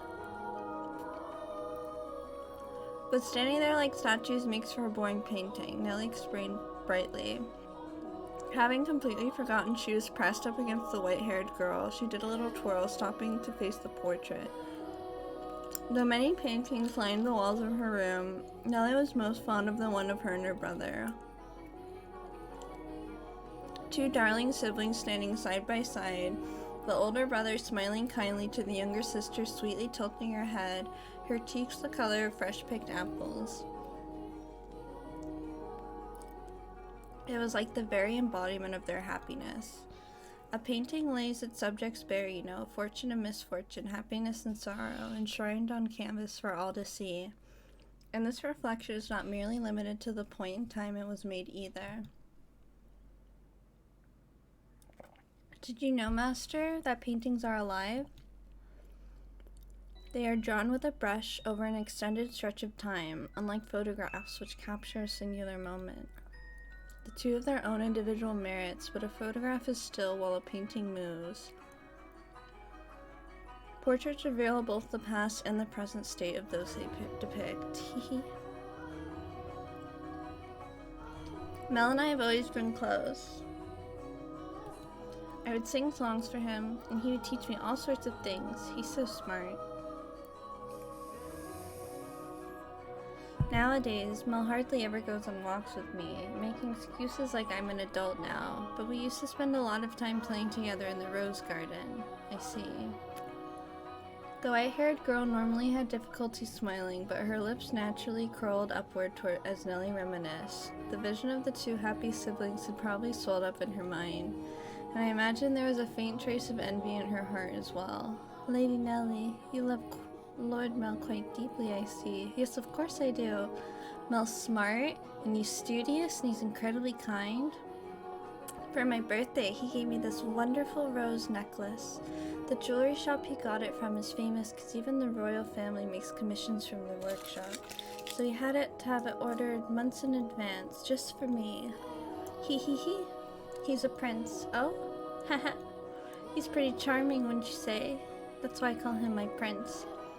But you know what? Mel is a terrible dancer, and he still hasn't gotten his feet on the ground yet, and he's so bad at interacting with girls. So there's no one else who'd say that about him. He's quite the gentleman. I would assume women would be drawn to him. Nellie really loves her brother, huh? Yeah, she really loves her brother. Gentleman? Have you met Mel already? This morning, briefly. Reminds me, Mel seemed to know about her too. The maid that got away with murder. What do you think about Mel? As I, said, he's a gentleman. That's not what I meant.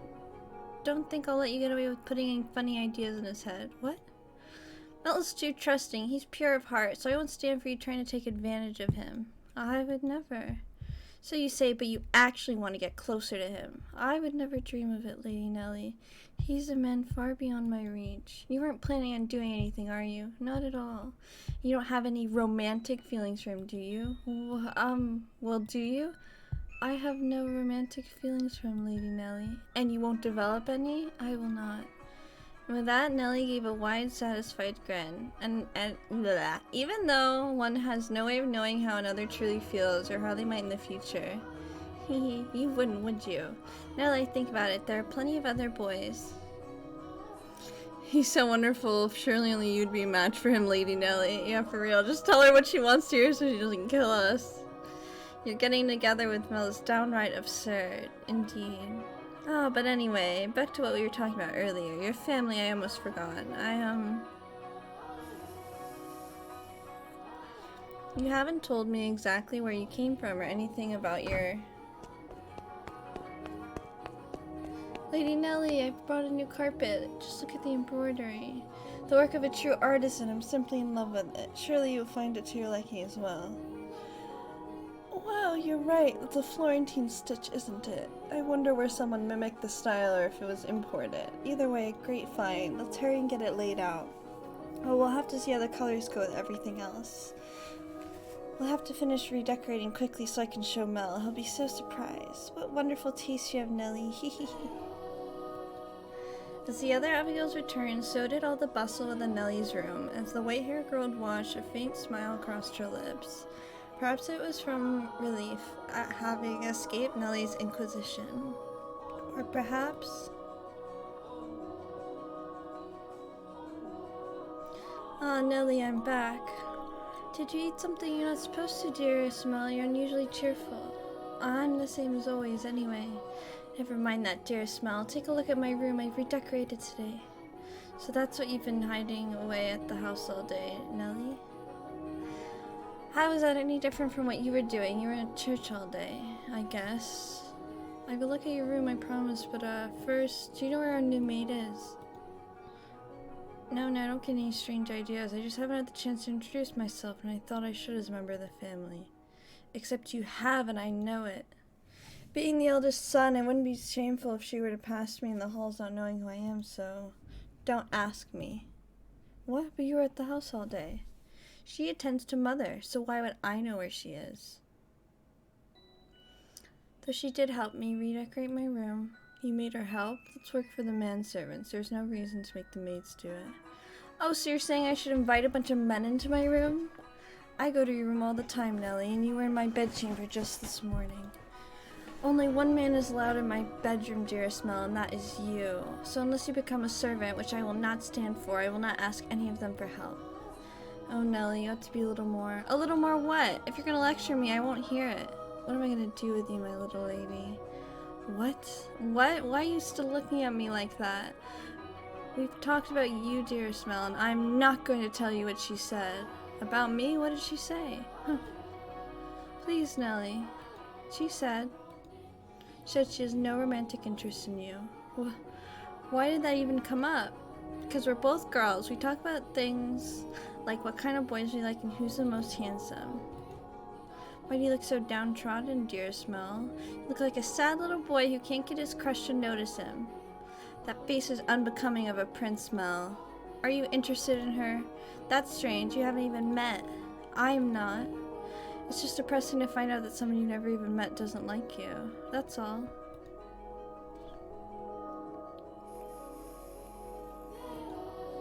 I'm going to make my move. I must do so soon. I don't have much time. The master of the house isn't around. The next in line would be him. The painting. Someone's gonna die. Apparently she's gonna make her move, whatever that means.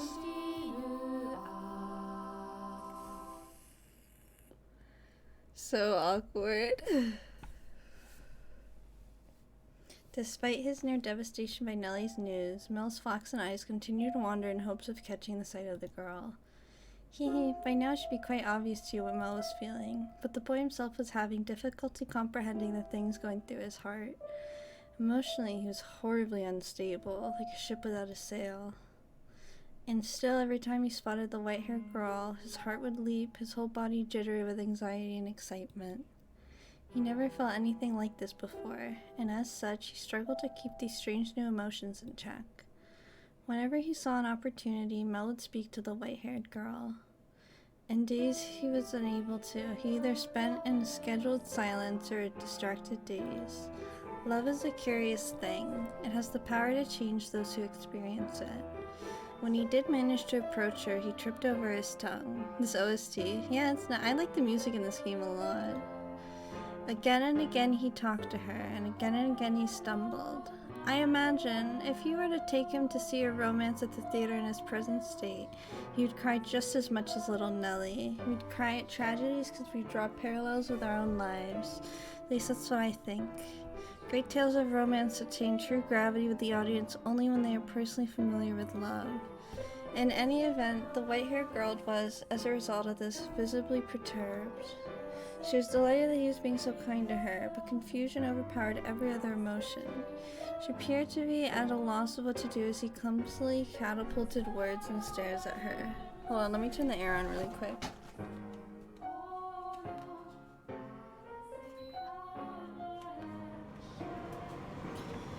Got super hot all of a sudden. But Mel did not back down, though he probably did not. He knew not what caused such fiery emotion to erupt within his breast. One's first love, in particular, tends to burn like wildfire. Aren't you familiar with that sensation, Master? Oh, hee hee hee hee. There she is. Is she cleaning? It looks like she's reading. It's now or never. Boo. Ah!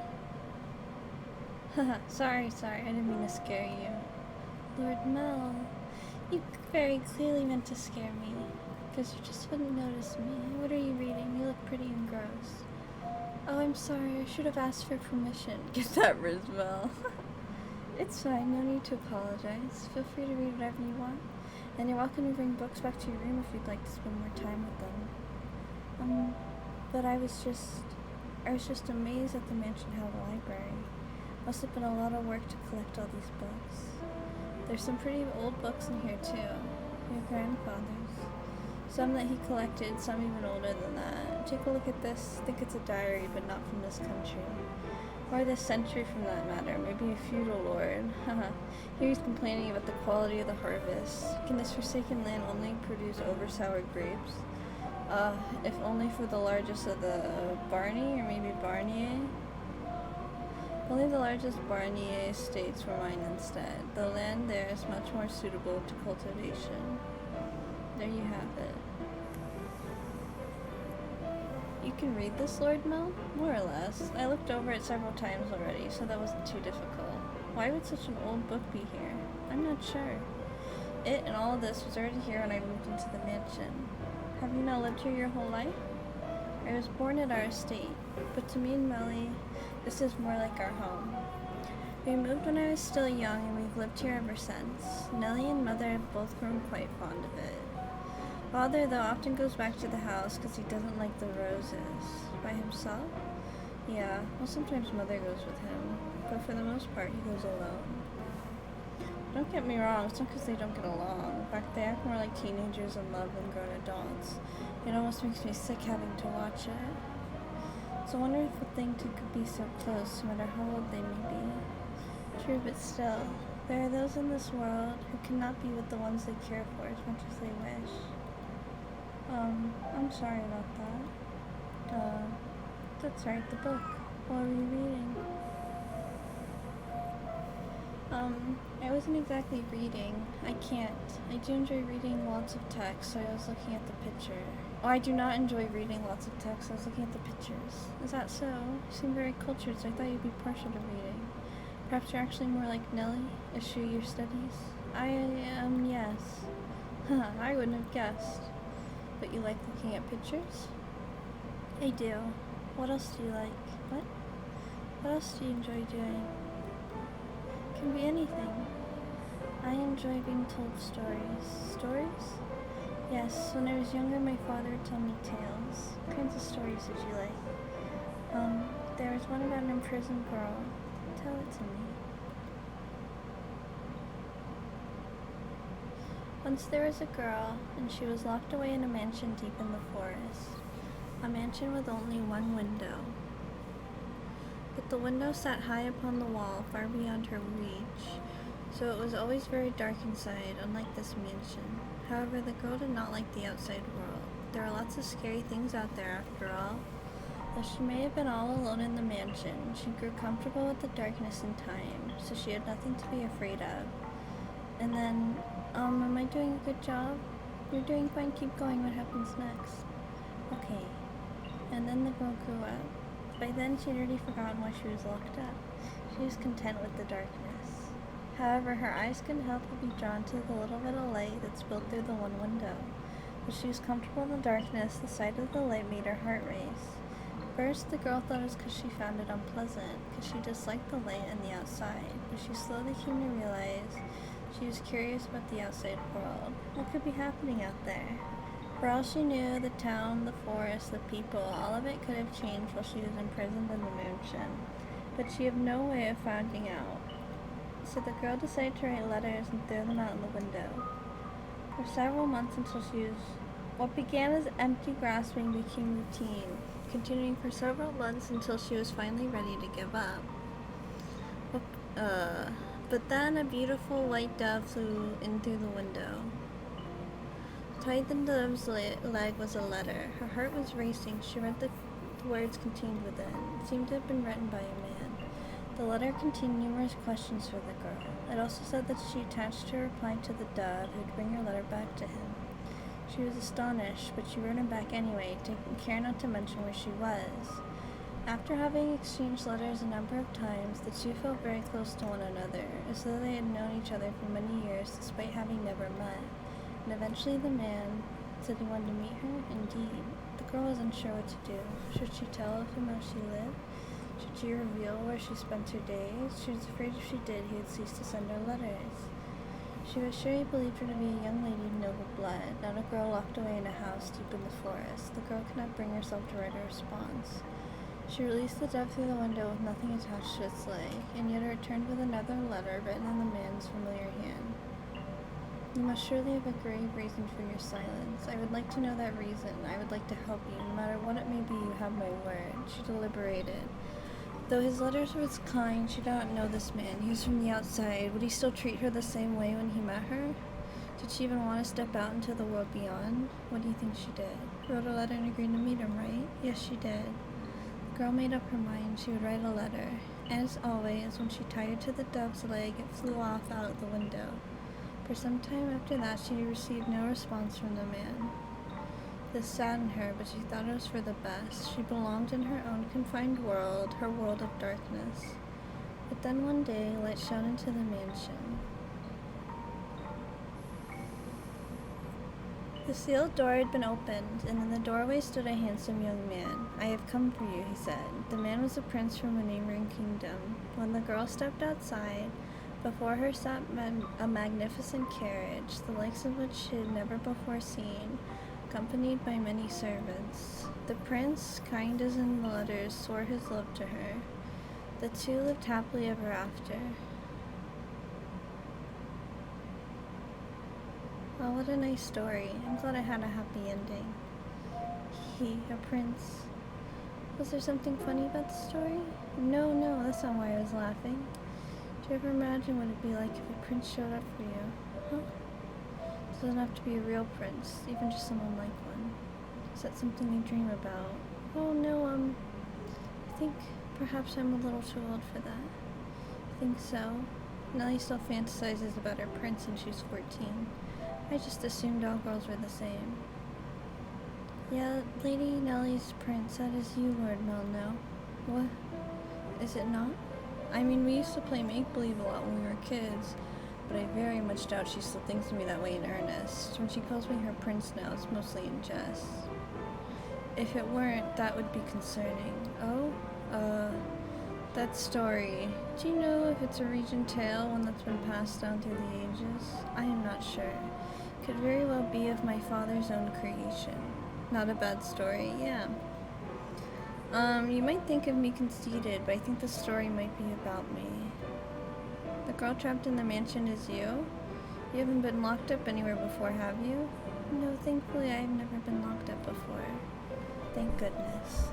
But with an appearance like mine, I can sympathize with her being afraid of the outside.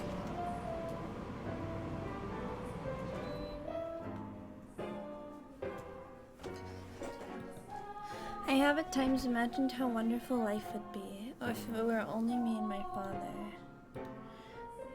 But the girl left the house in the end. If your father really wrote that story, then I believe it contains his hope for you to end up the same way. Hope?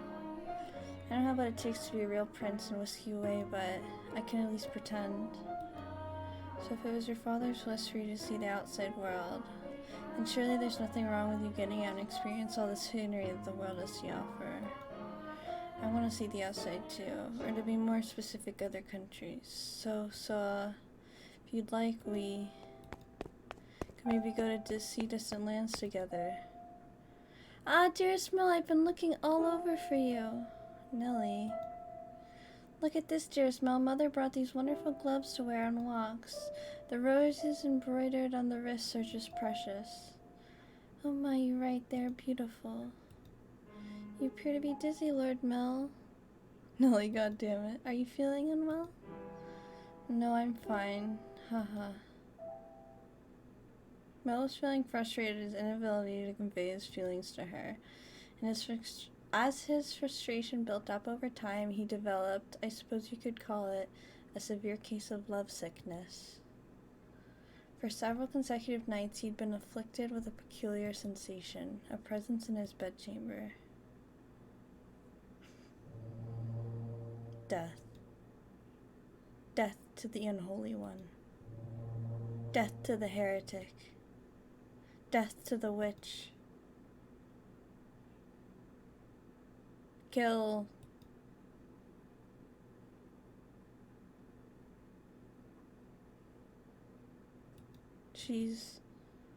Why, I never wanted her to die. Was she not eating? She lost the tower. Understood? No one finds out about this.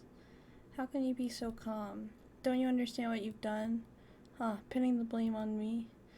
How nice it must be to be able to distort reality with panic. You're just as guilty as any of us. I never wanted her to die. Interesting.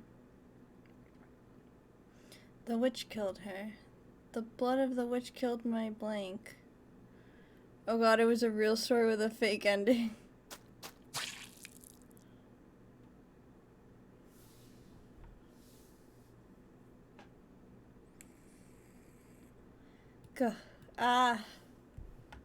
A dream? What was that dream? It was horribly unsettling. I was holding someone, a girl I cared for dearly, in my arms, and she was limp, almost as if she were dead. Been having a lot of unpleasant dreams lately. I can't stop shaking. Why would I have such a dream? I feel sick, back to sleep. But I wonder, who was that girl? I can sense someone standing behind my door. Is someone there? It's like they're watching me. Is it just my imagination? I can't move. What? What do you want? Go away. The sound is growing fainter.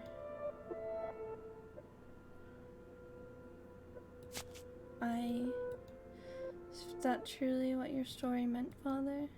But such a magnificent garden, something we could never have. Are my intentions misguided? What a beautiful rose.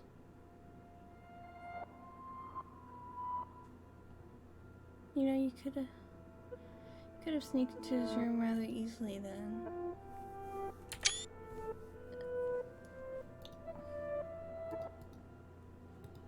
No one was watching. How long have you... Oh, you needn't pay me any mind. I shall not condemn you no matter what you might do. Rather, I'm on your side. I was not going to do anything.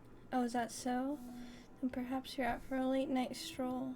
I imagine you have less difficulties going outside at night. I beg your pardon. I will return to the mansion immediately. I guess that reminds me, I was also in the middle of the night when the grocer's servant broke into their safe. News of that spread quite far. I'm sure you would have heard of it. Oh? Although, was Germash in prison? Who? What?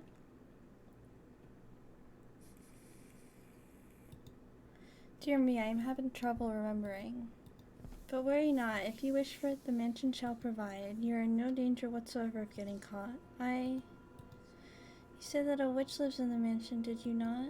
I did. Does that sound perhaps a bit archaic to you? No, I believe those rumors mockingly refer to me. Oh my. I have been accused of being a witch before, which is amusing. I don't have any magical powers. I simply have an unusual appearance. And then the rose turns red. My, what a lovely shade of red. The rose, something the matter. This rose was white. Till I took it in my hand. Hehe, is that so? I apologize, I must sound mad. I'm sure I was just mistaken. I couldn't possibly have changed. I wonder, yes? Did the girl in the locked mansion become a princess? What? We should lock up and head to bed. Make sure all the shutters are closed nice and tight, and then draw the bar on the front door.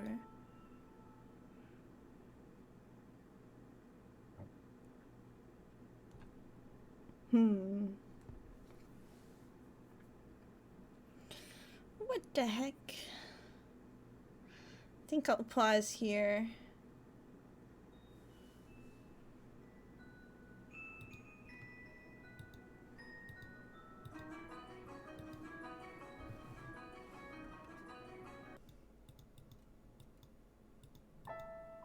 You guys see everything? Think you were more than halfway through the first door? Oh, nice.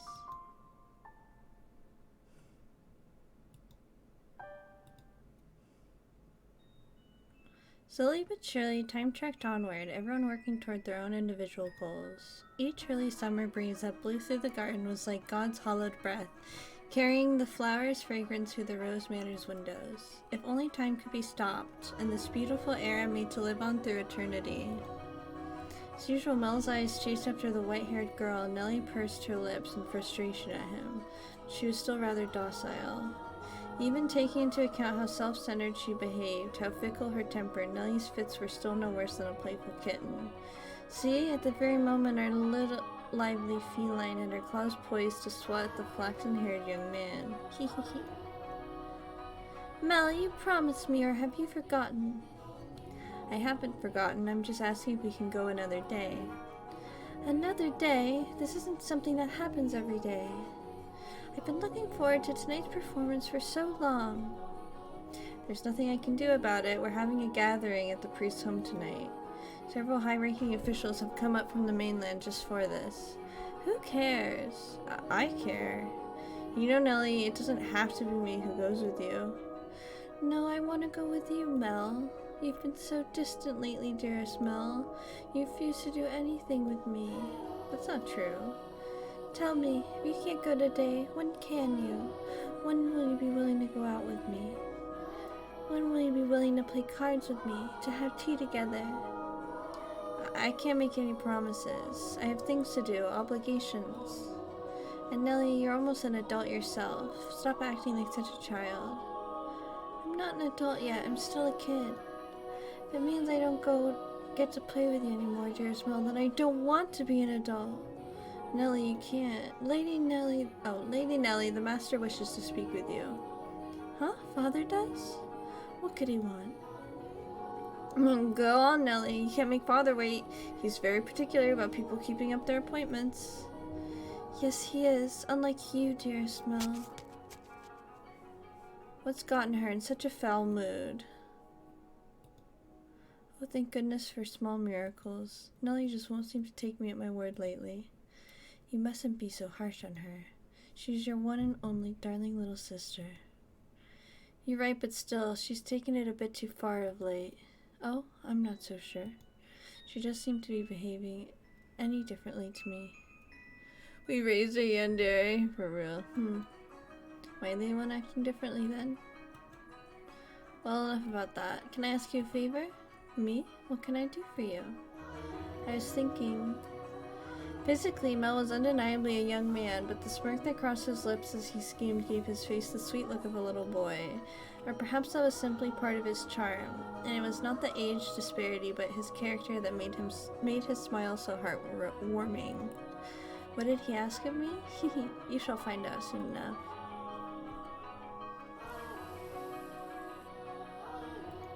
It's cloudy. And thank goodness for that too. Though it would be even better if it were even darker out. I believe the textile shop was around here. Hi there. Lord Mel, fancy meeting you here. Yeah, what a surprise.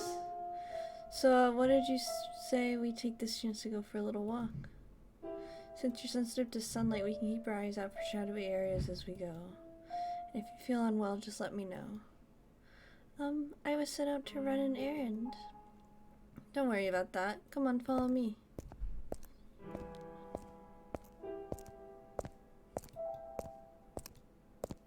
I'm sorry. It actually was an accident that we crossed paths. I planned this out ahead of time, asked to have you sent out on a fake errand. Feels like I'm always on alert back at the mansion. Can't relax in my own house, it's kind of funny. Sorry, that was inappropriate of me. I just thought since the sun's mostly blocked out, it would be alright if... I'm feeling just fine. Of course, I get her out of the house and I can't even think of anything to say. Hey, yes?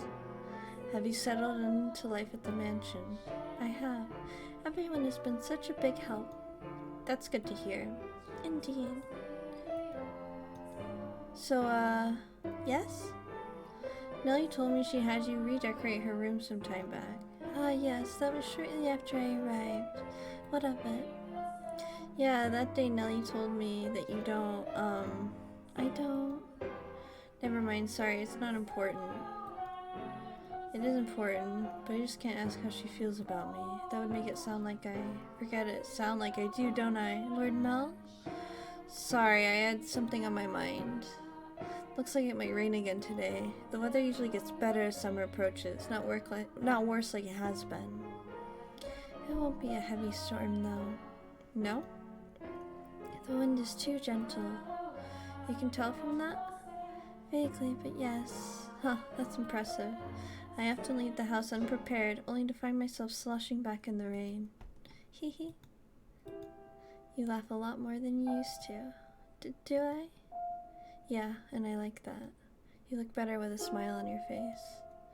A smile suits Lady Nellie much more than I. What? Her smile and your smile are completely different. Also, a smile suits you well, Lord Mel. Do you really think so? What am I supposed to do in the face of a smile like that? So, yes? Knowing her, if I ask if I'm imposing, she'll say no without hesitation. Trying to cover myself isn't going to get me anywhere. Hold on a second. I never did get you those flowers like I promised. There was a single white rose blooming in the garden. I was planning to give it to you, but it disappeared before I had the chance. So I'd like you to have this. It's not a real rose, but it won't wilt either. Mel was hoarding an ornamental white rose. It was an impressively detailed replica of the real thing, crafted by an incredibly skilled artisan's hand. I imagine it was made by the same craftsman from whom Mel had ordered Nellie's birthday necklace. The young man, who but a handful of days earlier said he had no sweetheart, had come and commissioned a present for a girl. The master of the shop must have been quite surprised, or perhaps it had given him a good laugh instead. As for this moment, he so desperately sought for time together with the white-haired girl. I don't know what you like, so I had to base it on my sister's tastes. My apologies. I cannot accept this. Is the design not to your liking? No, if you're concerned about how much I paid for it, don't be. I just want you to have it, that's all. Please. Why are you so kind to me? Why? Because... I'm sorry, I can't accept it. A clear glint of flustered panic was visible in her red eyes. There's not a single girl in the world whose heart would not flutter at the sight of a sparkling rose accessory, but her reaction was far from delight. As a matter of fact, there were traces of fear and apprehension in her countenance. I beg your pardon. Hold on. The look of distress on her face, the white-haired girl made to run off, but Mel grabbed her by the arm in the nick of time. At least tell me why. Is it 'cause you dislike me? I never said. Something's wrong with me. From the day you arrived at the mansion, it's like I haven't been myself. I've been strangely aflutter ever since then. Whenever I try to study, or whenever I try to read, none of it sticks. I just end up looking at the pages of the text, tracing rows of letters only for them to disappear as soon as I look away. It's all 'cause of you. I truly am sorry. Please, don't be any more generous than you already have. When I'm with you, my willpower wavers. What do you mean by that? I'm so sorry. Oh, wait. Mel's grip loosened for a moment, allowing her to slip free and dart like a gust of wind, not giving him a chance to stop her a second time. The dumbfounded flaxen-haired boy stood frozen in place, left all by himself. The breeze, which the white-haired girl had called gentle earlier, felt faintly chilly, almost as if mocking him. It looks like she's even less fond of me than I thought. God, I'm crying. I'm pathetic. Well, if it isn't Mel, what might you be? Are you crying? I'm so pitiful. Sorry you had to see this. Think nothing of it. Passed by a girl just a few moments ago. She appeared to be rather distressed as well. Something happened between the two of you. It wasn't good enough, it seems. Not good enough? It was the new maid I was telling you about before. I was, like you said, Father, I was queen on her, quite. Enough to bring me to tears like a miserable child. But she rejected me. I don't even have what it takes to be a stand-in prince. Mel. I apologize for complaining to you about this. I'm completely hopeless. Mel. Please don't try to cheer me up. I don't need sympathy. No, Mel, listen to me. From a tragic love to a tragic love, then more tragic love in Uminek. What? I've seen that girl before. What do you mean? But, you said she was a servant at your house, right? In which case... Yes, she is. Please tell me, Father, where did you see her? Why must you be so evasive? It was probably someone else. Someone else? You're saying you mistook someone else who stands out as much as her? Father? She and a man who I'm assuming is her father paid a visit to the church once. They came asking for food, their clothes in tatters. The two were emaciated. I don't think they were eating daily. What? Wait a minute, are you saying she's a beggar? But Father said she came from an esteemed house, which is why I said I might be mistaken, Mel. She has a singular aspect, but it's possible there's another girl who looks similar. Deep down, though, the priest surely believed the opposite, and he said so sternly like a teacher to a pupil. But surely you must be absolutely certain, Mel, understood? You cannot proceed any further without knowing her ancestry. May I visit the church, Father? By all means. In the back of Mel's mind, a vision of Night Storm, the night the white-haired girl arrived at the mansion, was surely replaying. She had been wearing little more than rags and covered in grime, hardly the appearance of a respectable young lady of class. Have I been putting her through unnecessary stress? She actually turns out to be nameless, to be rankless. No matter where she comes from, my heart is decided. I will not fool myself about how I feel any longer. No, I cannot fool myself, but how does she feel? What will everyone else think? I have to find out why she was welcomed into our house. I'll ask Mother or Father. No, if for some reason they don't know she isn't aristocratic, I'm better off not saying anything. But if they don't, does that mean she's been lying to us and to them? I have to find out. This time I must get answers. No, absolutely not. You come back and the first thing you say is that? I hate you, Father. I will not stand for this. Why? Why would you just suddenly throw that on me? You didn't even ask for my opinion. No, I won't do it. I'm fine with the way things are. I'm just fine. Dearest Mel, I need your help. I don't want to get married. It sucks that back in that time, they just viewed women as, like, connections for families and marriage. You know. This may seem sudden, but I must confess that I made a grave mistake. My transgression is that I was unable to completely predict where this path was to be charmingly led. My hands were full dealing with my immediate day-to-day tasks, so I could do naught but pray there was happiness waiting in the future. She's 14 too? Yeah, poor girl. Happiness for everyone who lived within Rose Manor, but I am a mere maid. There are limits to what I am allowed to do. Furthermore, it was not my place to offer her my hand. Roads such as the one we were following have a way of diverging with little warning, and if you do not turn the wheel exactly right at those sudden forks, you may end up somewhere horribly off course. As I was well aware of that fact, which is why I thought that what I did was for the best. It's happening again. I made sure the door was closed, but I can sense someone standing there, someone watching me. Footsteps, they're looking down at me? I want to open my eyes, but I can't do it. Curses. You're just gonna leave without doing anything, aren't you? Then hurry up and get out of here. Free me from this torture. No, tonight they're on the bed now looking down on me. My neck. What? Can't speak, I can't move. These cold fingers, that soft breath. She trying to choke us? Why? I can move my body, but that's not important right now.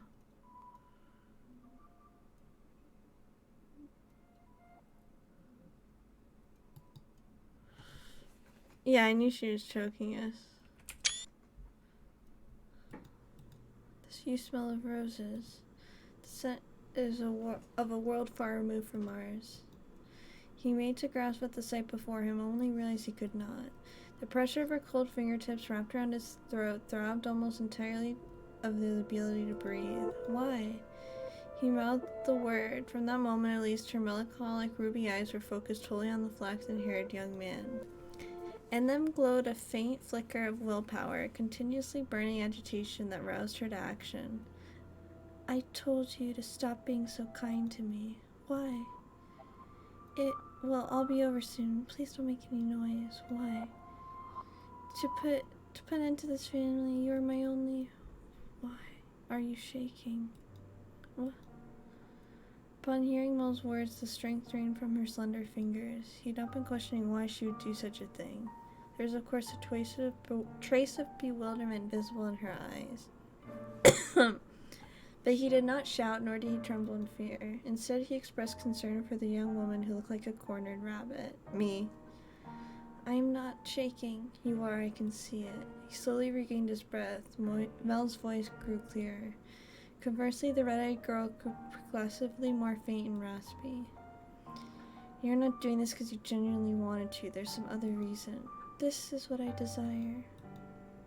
Have you been to my room before? You have. I'm sorry. Haha.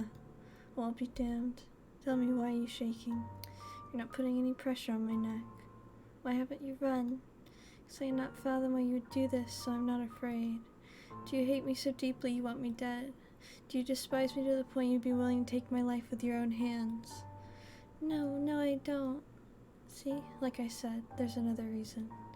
If it isn't because you detest me, then tell me, why is it? I'm sorry. I will leave your room now. I will do my best not to bother you any further, so please forget anything ever happened. Do you think I'm just going to say okay and let you go? Why can't you tell me the reason? I'm sorry. Alright, then I'll try and guess. What? It has something to do with your lineage. You're troubled by it somehow, am I right? I thought so. How do you know about that? The priest at the church told me he had seen you before. He also told me a little about your origin. But that's all I know. It's the only difference between us in social rank. I don't know what would cause you to do this. Please tell me who you really are. Tell me why you came to the mansion and why Father would allow you to be made. I haven't said anything to Mother or Father. If you're hiding the truth from them, they still don't know, but I want to. I won't get mad at you or have you punished. I'll even swear to God if you'd like. I want to be the prince who whisks you away. I want to be the prince who rescued the girl from the dark mansion and showed her to the world. I'm not that dependable, but I want to help you. Why do you show me such compassion? Why do you treat me like this? I have my hand around your neck. Why, I thought it would be obvious, or have I not expressed myself well enough? I love you. Every time you push me away, it crushes me. I didn't even know my heart could feel such distress. If you dislike me and don't want to be with me, then I'll just have to live with that, as much as it may hurt. But if you have some other reason, some weight on your shoulders that you can't share with anyone else, tell me. I want to help you. There are other options, things we can do about your... No, that's not it, huh? I've tried to hate you so many times. So yes, there's more to it than just social status, but I can't do it. I couldn't make myself do it. What do you mean? I had so many chances, but I couldn't do anything. She spoke in a stifled voice, as if every word had to fight to escape her lips. She appeared so fragile, so precarious looking down on him, that it seemed as though if a gust of wind were to whisk through the room, it would blow her away completely. I was making food. What did I miss? Oh my god, you missed a little bit. So basically, we were sleeping, or we tried to give her a rose, and she rejected it. And then while we were sleeping, she tried to choke us, and we're basically saying we confessed our love for her, and then asked her why she's doing this and to trust us. Her pale fingers were trembling, like she had to squeeze them again and failed. However, her hand did not pull away from his still slender neck. Her hand is so cold. What the? He did not challenge her, but simply kept his eyes affixed on hers, as if carefully watching to see what she would do next. Yeah, of course. I'll say it as many times as I must. I love you. And I wouldn't be able to accept losing you without knowing anything. So please tell me the reason. I'll see to it that you're taken care of. Those are the words of a man of means, Lord Mel. Of someone blessed enough to have pity for others. I wouldn't say we is the right word for this novel because we are seeing a story, but we don't know who we are. Oh, I was saying we as far as, like, us and the boy. That's what happened. I know we're viewing them. We're viewing this story through the person, whoever we are, and, the maid is showing us. We don't know who we are yet. I didn't mean that we were him. I just meant in this case. So sorry. I'll clarify. But yeah. You are a foolish young man. You know nothing. But the greatest fool of all is myself. If you agree to punish me, I will talk. Tell me. Her long white hair and his soft flaxen hair touched, just for the briefest of moments, appeared in the darkness that they had fused together. The white-haired girl, slowly having gathered the courage, slowly tell her tale. On the night of the storm, I paid a visit to Rose Manor, this mansion. My father and I were always on the move, traveling across the land by foot, so it was only recently that we heard rumors of Rose Manor. There are several reasons we couldn't stay in one place. First is my unusual appearance. People often find the color of my skin and eyes disconcerting. So after living in one place long enough, unsettling rumors would begin to spread, forcing us to leave. Another reason was my father's line of work. He painted pictures for a living. But he had trouble. Oh, I bet he painted the picture of the twins. But he had trouble finding a patron, so he had to work day to day. When he was no longer able to find work in a city, we would move. We were birds that migrated without a flock. When we arrived at this town, my father was exhausted and weak. That's where we learned of Rose Manor, and the family who dwelled within it. Rhodes is a name my father could never forget. He was long, long ago a painter in service of the Rhodes family. Hold on. Your father was an artist here? Yes. It was before I was born, so you probably don't remember Lord Mel. So you knew about us before you came here. For as long as I can remember, I've known the name Rhodes. My father was chased from your house, just because they didn't like something he painted. Having failed the Rhodes family, no one else would become his patron. Just as good as the reputation spreads, so too does a bad one. Branded as a failure, no one will take you in ever again. You nobles, and you throw your parties and spread your gossip about this painter or that sculptor. The rose you tried to give me is an example of that. It was certainly crafted with skill, but the jeweler is only known because some aristocrats spoke highly of him. My father's paintings were no less skillful. His talent was that could not be easily imitated, but no one was willing to separate the art from the artist. The Rhodes family stole everything from my father, not even thrown out to the streets. His only skill was painting. That was all he could do to earn a living. What little money we had for food he gave to me. He did anything he could to ensure my survival, even at the expense of his own well-being. My father passed away in this town. Up upon his last breath, he was only ever concerned about me. Didn't Faye say someone's going to kill someone over love? Close enough, I guess. Yeah. He held me in his arms and ran his fingers through my hair, an apologetic look on his face. If I had a normal appearance, I'm sure life would have been much easier. He was always telling me how sorry he is for making life so hard. Even though it's not his fault, I look like this. I disdained the Rhodes family for putting my father through such hardship. I imagined you were still living in decadence, acting as though nothing had ever happened. No, you wouldn't even care about the fate of one simple painter. Our lives mean nothing to you, and so I sought to bring misfortune upon you. And that's why you tried to kill me. In truth, I wanted to take the master's life, but your father spent so much time outside the mansion, and so You're right. If they lost me, it would put my family in a very difficult position. That is the whole of my tale. You now know about my father and how I feel about you. Having told you the blackness in my heart, I cannot go living like nothing has changed. Please give me punishment. Why would you have me put the one I love through any more misery? I am not fit for your affection.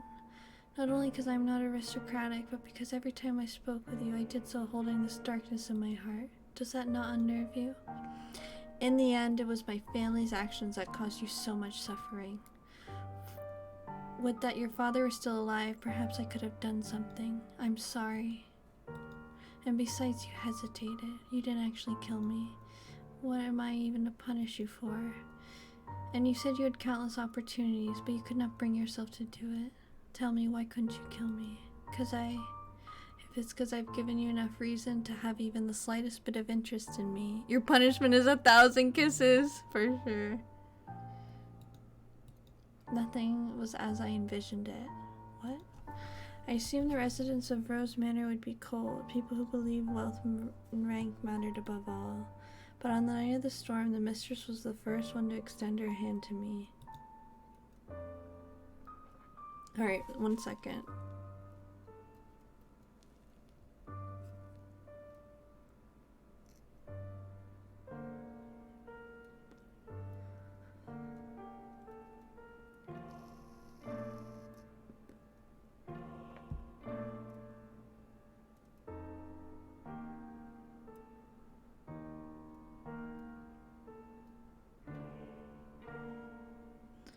Okay, sorry.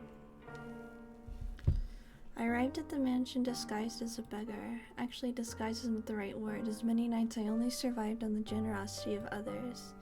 The mistress did not send me away when she saw me. Quite the opposite, she took me in as a servant, so that was Mother's doing. I could scarcely believe she would invite a stranger into her home, that she would treat a stranger with such compassion. I thought perhaps she knew who my father was. But I'd never met any of you, so she must simply be that kind-hearted of a woman. And that mistress continued to treat me with kindness, despite my disquieting appearance and the darkness in my heart. In that time, I began to grow less and less sure of myself. Was I meant to truly do right? Were there things I felt truly justified? But it was a certain fact that my father was here and that he had been chased out. So I had decided I should take your life, to put an end to everything before I wavered any further. And then, you were too kind to me. It's all your fault. 'Cause you laugh with such affection. 'Cause you give me smiles like that. 'Cause you say the things you say. I'm sorry. No, don't apologize. I'm so happy to hear that. Despite the unusual circumstances. Please don't say you want to leave. Don't ask me to punish you. I couldn't do anything for your father, but at least allow me to do something for the daughter he cared for so dearly. You were far too kind-hearted. I'll be happier with you around. You can become a real aristocrat. Huh? There are families that are willing to adopt you. Especially knowing it would bring them ties to the Rhodes family in the near future. Are you saying, as long as you're okay with that, of course. I don't understand how you could possibly say that. I have my hand around your neck even as we speak. It seems reasonable enough to me. I'm desperately looking for some way not to lose you. I couldn't. I don't know any etiquette or social customs. How could I? You can learn all of that. You're pretty and naturally graceful. You'll do just fine. You are such an aristocrat, Lord Mel. What? The way you can come up with compliments so easily. Only for you. Nellie says my poetry has much charm as a dissertation.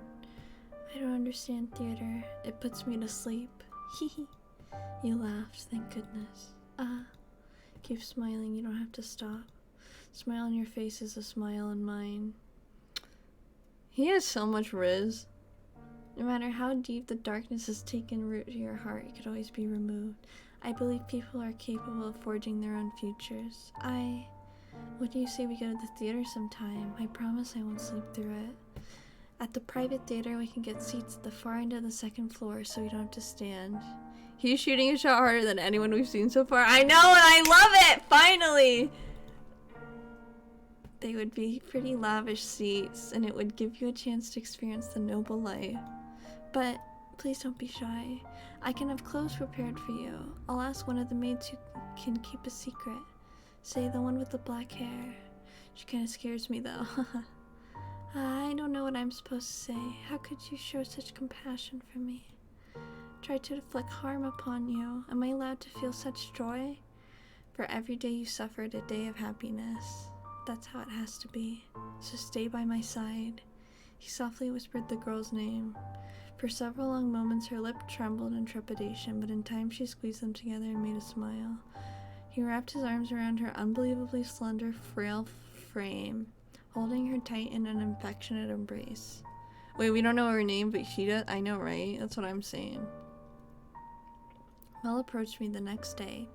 He explained to me the course of events, then asked me to dress her up more beautifully than any other noble girl ever had been. She was already a very pretty girl, so even without much effort on my part, simply putting her in a dress, she radiated beauty.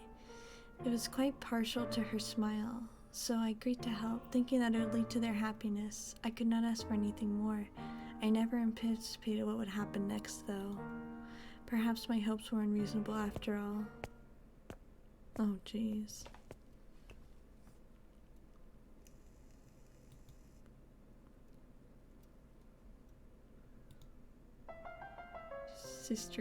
Sister's getting married.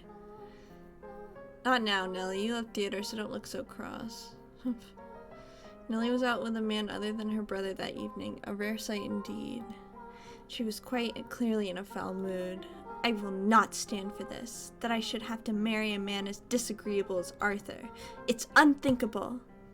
The young man at her side was Nellie's fiancé, selected by her parents. Any man who was not Mel, but she... On any other occasion, she would not have snubbed an invitation from any man who was not Mel, but she had little to say in this matter. Oh yeah, we're not the sister murder. Excuse me. She was, for lack of a better word, forced to go out with him. Oh, how furiously she had fought against it. She had shoved aside Abigail, trying to fasten her corset, locked herself in her room, and sobbed for quite some time. You guys don't mind that my voice is getting a little groggy, right? I can't help it because I've been talking for a while. I hope it's not too bothersome. It required the combined efforts of several of us to get her ready and out the door for her date. Come now, you should at least pretend you're enjoying yourself. Or do you want people to think we don't get along? Do we get along? Yeah, it's a lot to ask hours of VAs every day. I hope it's not too bothersome. Well, I want to for what it's worth. What it's worth to you is my name, not me. Are you really going to be like that? I went out of my way to take you to your favorite play. The least you could do is be a little kinder to me. What was it called again? Romeo and Juliet? It's been running for 6 or 7 years now. A family like yours or mine could pay to have brand new script written. So why should we have to see an old play at a theater full of commoners? Maybe private, but even so, I would rather just have a show put on at my estate. Stop talking already! Why should I have to marry someone like you? I have absolutely no desire to marry you. Whatever it takes, I will put a stop to this. I'll talk to Father as many times as I must. Please don't make such a scene, it's shameful. There are many people around, remember, you represent your family. Besides, our families are hardly strangers to one another. Try as you might, I doubt you can get rid of me. No matter what you say, you can't break this engagement. You don't! Your parents gave you too much freedom, and look at what a spoiled little girl you've become because of it. Goodness, you're going to be quite the handful. Oh, get off your high horse. No, you're the one on a high horse, Nellie. You are going to be my wife. You could at least put some effort into liking me. What happens when I take you to social engagements and you act like this? It's shameful to both of us. This is coming from someone who used to call me Lady Nellie. What's your problem? When you chose to act like a lady, I'll gladly call you that again. Oh my gosh. Goodness gracious. Put yourself in my shoes for a second. I have to marry a bratty little girl because it will help my family. How dare you talk about me that way? You're not a damn princess. Open your eyes. If you think talking to your father will get you out of this marriage, you're welcome to try it. I doubt he'll have it, though. Otherwise, you could just go and complain about it to your friends. Oh, that's right. As far as I'm aware, you don't have any friends. Enough! As you wish. This is so frustrating. Why should I have to listen to this jerk mock me? I have Mel. I know if Father won't listen to me, I'll ask Mel to talk to him. Mel will be able to convince him. Come on now, your favorite play is about to start. Maybe you should face forward. Enjoy it while it lasts. You won't be talking down to me much longer. What? Is that? Wait, Nellie, get back here. What is that damn child's problem? I didn't give her permission to leave. Was it him and her out? Father will be sure to hear about this. I cannot have the Rose making any more fool of me. You'll be fine, don't be shy. Ooh, she's so cute! She's me! I want to wear that dress, that's so cool. But so many people are looking at me. That's because you're gorgeous. No, it's because I look strange. I assure you that's not the case. It's true you have an unusual appearance, but right now the unique color of your hair, your skin, and your eyes all serve to accentuate your beauty. You sound like a prince, Lord Mel. Oh, you think so? I mean, I did say I'd be a stand-in prince for you, but I think you're a wonderful prince, not just a stand-in. Which makes you my princess, then. I don't... Oh, this is cute. Anyway, oh, you're supposed to say, yes, I am there. You're gonna make me sad. I guess I'll just have to keep working at it until you submit. Oh, hey, the play's about to start. What am I supposed to be doing? Nothing in particular. Just sit back and enjoy the show. Oh, but there is one thing. Yes? If I start dozing off, could you maybe wake me up? Hehe. Ahahaha. What? Dearest Mel! I need this level of confidence, for real. He's got so much risk! He's just like, you're my princess, baby girl. Let me make you submit to me. Like, damn, okay. I mean, I don't like him, but I'm like, damn. This is cool music. Nellie? Dearest Mel, what are you doing here? I asked her to join me. It's nothing to get worked up over. It is, it absolutely is. Yeah, I don't like him too. Oh, you don't like him at all? I think he's okay. But I don't like him like that. Is what I meant. Like, I don't have a crush on him. How many times did I ask you to come with me and you wouldn't? You don't even like theater, dearest Mel, and you brought her? You're right, I'm not especially fond of plays, but I wanted her to be able to see one. Why are you making such a big deal out of this, Nellie? She is not suitable for you. What? She's good enough for you. Why would you choose her? She's creepy and you have no idea where she came from. Don't talk about her like that, Nellie. But you don't even know who her family is. I do. What? Lord Mel? It's fine, you just stay quiet. Like the other maid, she comes from a respectable home. I looked into it. However, circumstances prevent me from telling you what house that is. No, you're lying. That can't be. But she doesn't act like a lady. She lacks etiquette. She can't even properly dance. You expect me to believe someone like her is from a good house? Enough already, Nellie. Mel yelled at me. You have my word. You don't have to worry about her. So please stay out of this, Nellie. It isn't any of your business if I spend time with her, is it? But dearest Mel. You need to stop hanging all over me, Nellie, and find someone. Wait. What are you doing at the theater? Are you here alone? Oh yes, dearest Mel, about that, I have a favor to ask you. I don't like most of the characters in the store, to be honest. Maybe because the others are much more well written. Oh, I didn't know there's gonna be more characters.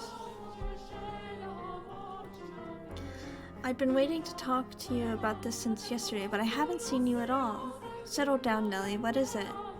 Father has me engaged without consulting me, and he picked Arthur, that disagreeable little... Oh, right, that. I already know. What? I heard it from Father. That reminds me, you didn't show up at breakfast this morning. I see now. It's because of your engagement. Dearest Mel, is that who you're here with today? In that case, you should get back to him rather than waste any more time with us. You knew I didn't want to get married, Mel, so why? Why didn't you talk Father out of it?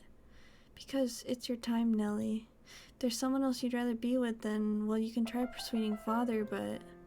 You're the only prince for me, dearest Mel. A prince always grants his princess's wishes, doesn't he? I just want you to say you'll do that for me, dearest Mel. Lady Nellie. You stay out of this. It's all your fault. It's all because you showed up and played your little tricks on him. I warned you about this rat, dearest Mel. She is not suitable for. I told you I had enough already. Holy fuck, he slapped her? Damn. I was about to say I respect it, but like, damn, don't slap your little sister. How much longer are you gonna continue to act like a child? That's crazy. That was so impactful the way it's written, and I like this game a lot. I can't deal with you being a spoiled little girl. How dare you be so derisive to someone else? Mel hit me. Lord Mel.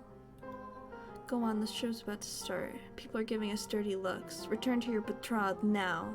I will apologize to him afterwards as well. You said you would always be by my side. Jerry. Who's Jerry? That you would always be my prince. The time for make-believe is past, Nellie.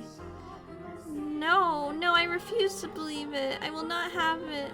Nellie! My goodness, that girl. Are you not gonna go after her, Lord Mel? No, just let her go. The only place she ever has to go is home. I just wish she'd start acting a little more like an adult. That's what they chant on the Jerry Springer show. Oh! That's so funny. Oh my god, this is Jerry Springer. I imagine Lady Nellie simply... she what? No, it wasn't just my intention to get between you. Do not blame yourself. It's not your fault we had an argument. But you two are so close. Well, yeah, we're siblings. We're close, but nothing more. Wait, hold on. I have another hangnail. Lots of hangnails lately.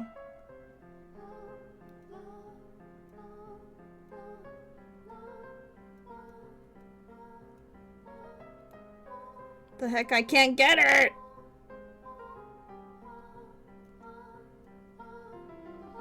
Okay, I got it. I do care about Nellie. I enjoy spending time with her, but she's my sister, nothing more. Anyway, sorry for making such a scene. No, I imagine she left her betrothed behind without saying anything, so I'm going to apologize to him. We have to keep up appearances. Stay here, I'll be right back. Very well. Master, what are your thoughts on the tale so far? What of the siblings do you think was in the right, Master? The brother or the sister? Oh my, I apologize for the abrupt question. I think whoever owned this house originally, who had the dress that was given to the maids, who had the whole library, because there was stuff that was in the house before they moved in. So I think we're apparently the master of this house. Or maybe, I think we might be the girl with the white hair. Because the maid was saying she supports her no matter what, and we don't know why. I don't know. Did I startle you? What do I think? Yes, I believe Mel's probably right. He was also surely happier than her. As Mel had anticipated, Nellie had fled from the theater, leaving her fiancé behind. She forced her way into a carriage stopped outside. Probably one called for a different nobleman, and ordered it to take her home. Mel's assumption was correct. The only place she had returned to was the mansion. The sun was beginning to set, and as a young lady, she could not simply go wandering through the town alone. Nor did she have any acquaintances to take her in. Her world was, in essence, composed of two elements, her brother and the rose garden. They were the light of her life at Rose Manor. She had a very isolated existence. Ah! And then she got back home. Nellie went straight to her room, locked the door, and began sobbing. The waves of her sorrow came crashing effortlessly over the levees. Tears streamed through the cracked walls of the dams, blocking her tear ducts. Why? Why won't you help me, Mel? Why won't you take my side? The decor in her room appeared blurry through her damp eyes. Memories of the day she had redecorated and played back in her mind with crystal clarity. She told me she had no feelings for you. That liar! That liar! She let her emotions run wild, breaking glass craftwork, silver plates designed by famous foreign artisans, flower vases, all sorts of things. It was as though a beast had been set loose in her bedchamber. The vase she tossed shattered against the painting hanging on the wall, spraying water, porcelain, and roses in every direction. It's the portrait she adored so dearly of her and her brother. It was what appeared to her like a metaphor for her life. The frame fell off its mounting and came crashing to the floor. Nellie darted over and scooped it up. The frame had broken, but the painting inside was unharmed. Two smiling children were still the very image of happiness, inseparable siblings gently holding onto one another's hand. My princess no more. Though in her present state of mind, that image of happiness brought her nothing but misery, and the worse she felt, the more frustrated she grew at the smiling girl and kind boy of her past. The princess is no more either. You're not a princess anymore, Nellie. Some other woman has taken your place. I trusted you, Mel. I believed you would always be there for me. This painting, it's nothing but a lie. That's not the real Mel. That's not the real me. It's all a big fat lie. A lie. I wish this painting never existed.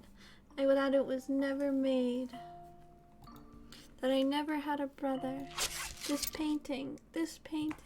Ha, ha. In a fit of emotional distress, she scratched feverishly at the painting she once considered precious. She put more force into her fingers than she or perhaps anyone might have imagined she could. Flakes of the paint began to fall off the canvas, and in time she noticed something peculiar.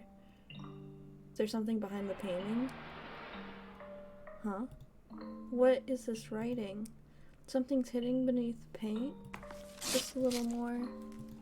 A date? Why would that be hidden? What could it be for? Completed May 1587? 1587? She read that aloud, scratched up paint. Ugh. She read aloud the faded, scratched up handwriting. After staring blankly at the text for some reason, the color in her face began to drain. What is this? How could this have been painted 16 years ago? I wasn't even born yet, and Mel would have been just a baby. Is this not me? Is this not Mel? There's still more writing. Urged on by her rapidly pounding heart, Nellie furiously scratched away at the painting. Even as her clean pink fingernails were soiled with fragments of paint and blood, she did not stop. She was so overwhelmed by trepidation that she could not stop. She had a horrible premonition that something was about to happen, something indescribable, incomprehensible. This is how I envision your son and our unborn daughter might look several years from now. So this is either the mom or another father. Your son and our unborn daughter. So this was a painting of the future. They're really us of me and Mel. No, use your head, stupid. I'm only 14. 16 years ago, I would have not even been inside Mother. Oh, it's a different... Either someone else was pregnant and got a miscarriage and then Nellie was born, or they predicted Nellie was going to become born. But then who is this? Who's that holding Mel's hand? Who is that with my brother? More and more, there has to be. Ow! Found it. There's more writing. I have to know what this is. Calm down, Nellie. It's nothing to get worked up over. I'm sure it's nothing. Calm down and read. There's nothing to worry about. If our unborn child, that's what the writing on the painting said. If our unborn child does not have your hair color, then you will probably not be able to take her in as your own. I will be punished and my life will be miserable. And so I pray this child might have flaxen hair. Though it is a sin to wish she has in her a trace of me, I do hope it is a girl. So the woman's cheating. And she's saying if it doesn't get the hair, then it's gonna be treated poorly. I do hope it is a girl. It's the paint. Oh my god, the painter is the one who's cheating, and that's why he got thrown out. Because the girl is really why the mistress took the girl in, because she knew who she was. OMG. What am I reading? I don't get it. Someone tell me. What does this mean? A painting from 16 years ago. Hair color, sin. I do hope it is a girl.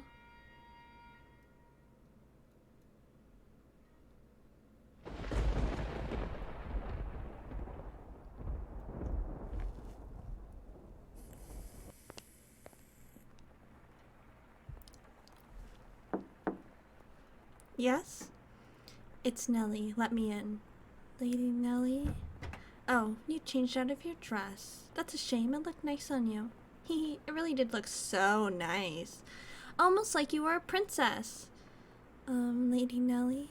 Say, I've got a question for you. Do you mind? By all means. What color hair did your father have? I beg your pardon?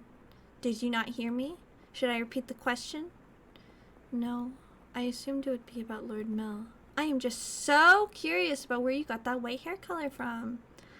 My father was more tan than white, so I didn't inherit my paleness from anyone. I asked about your father's hair color. Why would you want to? There's no reason you can't tell me, is there? My father had white hair. That's simply because he was an older man, and you don't think he was born with Lady Nellie? Ha ha ha ha ha ha ha ha. Hey, guess what? I figured it out. I figured it all out. Haha, it was so simple. There's only one difference between you and me. Oh my god, that scared me. Jesus. Oh, Jesus. Gave me a heart attack. There's only one difference between you and me. The thing that fell from Mel is. Why do you have those? No, stay back. Is she gonna cut her hair off? She's either gonna cut her hair off or kill her. Maybe we should pause here. We have finally reached the point in the tale, Master. If your memory has been refreshed, then we can return to the mansion immediately. Very well then. If you insist, Master, we shall proceed with the story. I would recommend it. It was a stormy night, much like the one the white-haired girl had first arrived on. It was quiet as a crypt in the mansion, not a single light visible in the halls. The house sat in wait for the sun to peek out over the horizon. The darkness is, generally speaking, something that rushes by like a gust of wind as we sleep. The flaxen-haired young man is to lay in bed, pale blue moonlight sporadically streaming through the gaps in his drawn velvet curtains as he attempted to submit to slumber.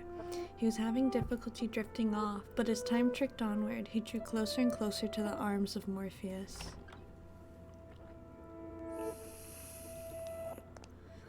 Suddenly he sensed a presence in the room, much like the one from the night some weeks earlier. Someone there?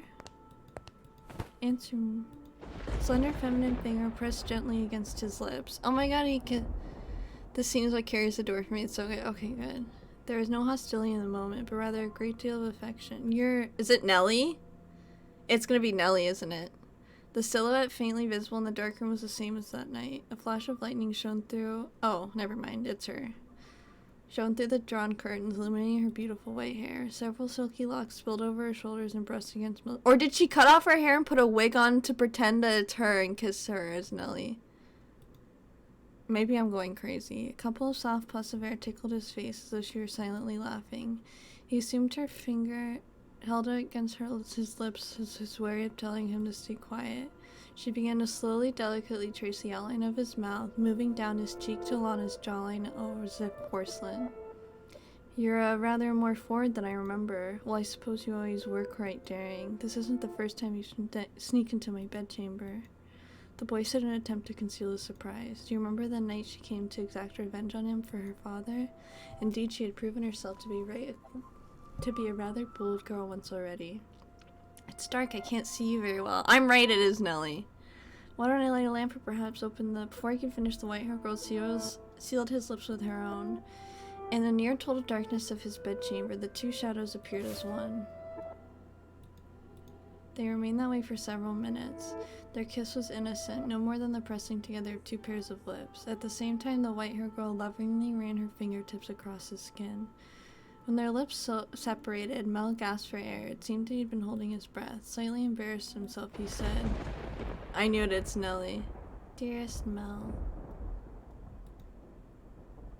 How'd you guess that? Because I'm a genius. She cut off her hair. I am psychic. She cut off her hair and put it on because she's a psychopath.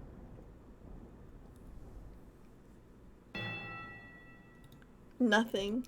He could not speak. The silhouette hanging above him was certainly the white-haired girl's, or was it? Because the next words were, "Get off me!" He flexibly shoved the girl straddling him aside. She rolled off the bed, landing on the cold floor, but slowly, gradually, she crawled her way back towards him. That wasn't very nice. Such a good, dreadful scene. I love it. Veiled in the darkness, she slowly lifted her head, and then there was another flash of lightning. The heavy fabric of the curtains rustled, bolts of lightning streamed between the gaps. Her flaxen irises glimmered.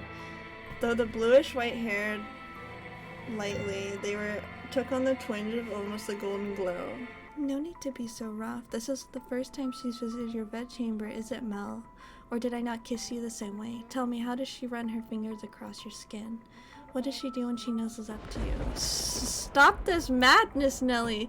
Why would you do this? It's because you like white hair, don't you, Mel? You like white hair, which is why you fell for her, isn't it? This is nightmare fuel. So if I have white hair, you'll fall for me too. Then I can be your princess again, dearest Mel. Oh, what are you even talking about? He could not escape from her, from his sister's piercing gaze. Why? What happened? How could she? Questions crashed in the young man's mind like waves in a stormy sea, but none of them found answers. They simply caused him further perplexity. Your hair, what happened to your hair? How'd you get it that color? Oh, this? Hee hee. You like my wig? Soon as the words left her mouth, Mel was in motion, propelled by pure instinct. He clenched Nellie's shoulders tight enough to dig his fingers into her flesh. You're hurting me, Mel. What did you do to her? Tell me, what did you do? I made her leave. It was a perfectly reasonable decision. She was obviously not nobility, thus hardly fit to be part of this household. There's no need to worry, Mel. I'm here to take her place. You sound like a mad woman. Doesn't matter if she was noble blood or not. She promised she would stay by my side. So why? How could you do that to her? I promised you long before she ever did. And I love you far more than she ever did, Mel. Have you lost your mind? You're not making any sense. Where is she now? What is she doing? It's always her with you. What more could you want from me? Tell me, what does she have that I don't? What do I have to do to get you to focus on me and only me? We're siblings! Don't you understand what you're doing? Oh, I understand quite well. Far better than you do, dearest Mel. I even know that a former queen was executed for it, but if you don't get caught, there's no problem. Nellie, are you saying you've always felt this way about me? Oh my, you didn't notice, dear Mel? You truly are a dunce one. I guess romance just isn't your strong suit. You've noticed now, haven't you? You know exactly how I feel about you, right? Quit it! Enough! Don't say anything else. Stop having these insane feelings for me. It's disgusting.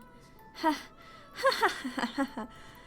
What are you laughing about? Poor Mel, content in your complete ignorance. Alright, I'll tell you everything. Mel, you can only love blood-related women. I knew it. I'm a genius. I knew she was his sister. His cackling sister appeared to him like some kind of inhuman life form. Her actions, incomprehensible exclamations, slowly drained him of his strength. What kind of deranged nonsense is that? Drama yum yum. I love her. She's your sister, Mel. Haha, very funny. How far out of your mind have you gone, Nellie? Poor Mel. Do you honestly know nothing? Say, that her father was a painter? Painted pictures for a living. What of it? For time, her father painted for her family. You've seen the picture before, dearest Mel. The one hanging in my room with the two of us. That was painted by your father. He did a good job, didn't he? I kept asking and asking till he finally agreed to hold my hand. And how do you feel about that? You were rather embarrassed, weren't you? Do you remember that day, dearest Mel? You can possibly remember it, but there's a chance you might remember this. Before we moved into the mansion, we had a painter with white hair. I don't remember any such thing. He was long ago. A painter in service of the Rhodes family. But that painter did something very, very bad, and because of that, he couldn't remain part of our household. You know what he did, Mel? He lay with Mother. My father was chased away from your house. If the child had been born with flaxen hair, then the painter would not have been thrown out. The baby would have been accepted as part of the family. But that wasn't how it turned out. The child had white hair. She didn't look at all like she carried the Rhodes family blood. But Mother had me. Yet that I'm here is all the proof you need. The girl born 16 years ago didn't have flaxen hair. Up until his last breath, he was only ever concerned about me. He held me in his arms and ran his hands through my hair, an apologetic look on his face. You're talking total nonsense. What proof do you have? If you want to see it, I'll gladly show you. The artist left a message in the painting in my room. Tell me, am I truly wrong? What did that girl tell you? You're lying. What part of it is a lie, Mel? Everything I'm telling you is the truth. Why don't you go ask Mother? I'm sure she would throw quite the fit. Mother wouldn't. The mistress did not send me away when she saw me. Quite the opposite. She took me in as a servant. It never made sense to me. Why would she hire a maid she knew nothing about, someone who just showed up at the door one day? When I asked Mother to make her my maid, she stubbornly refused. From a good house? Don't make me laugh. If she were really nobility, she would have given us her name. But Mother was so desperate to cover up her mistake. That doesn't make any sense. I don't believe a word you're saying. It couldn't possibly be true. Wouldn't it be nice if you could bury your head in the sand? But Mel, feigning ignorance is a sin. No, I refuse to believe it. No chance in hell. You just don't understand anything. How I feel. How much I've suffered. Do you have any idea how long I've loved you? Knowing that you would never accept my affection? But then fancy that. You fell in love with your half-sister. Then I should qualify for your love too, shouldn't I, Mel? Ooh, I could hear her laugh. Stop it, enough. Shut your mouth. Not another word. I don't believe any of this. Mel. I know you'll never love me. I know there's nowhere for me to run. Say, when we were kids, was that really me? Was I really by your side, Mel? If that painting tells the whole truth, I was never once did I get to be your princess. Not even once.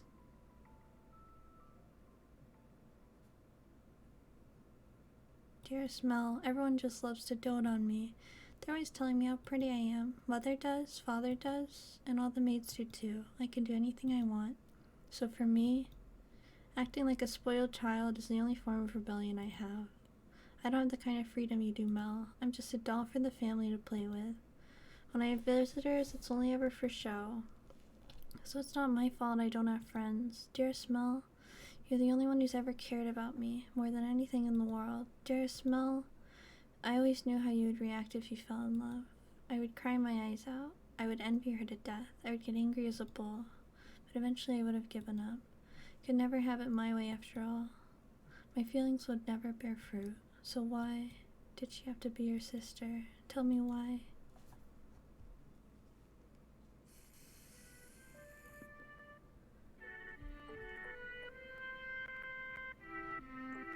I think I'm gonna pause here.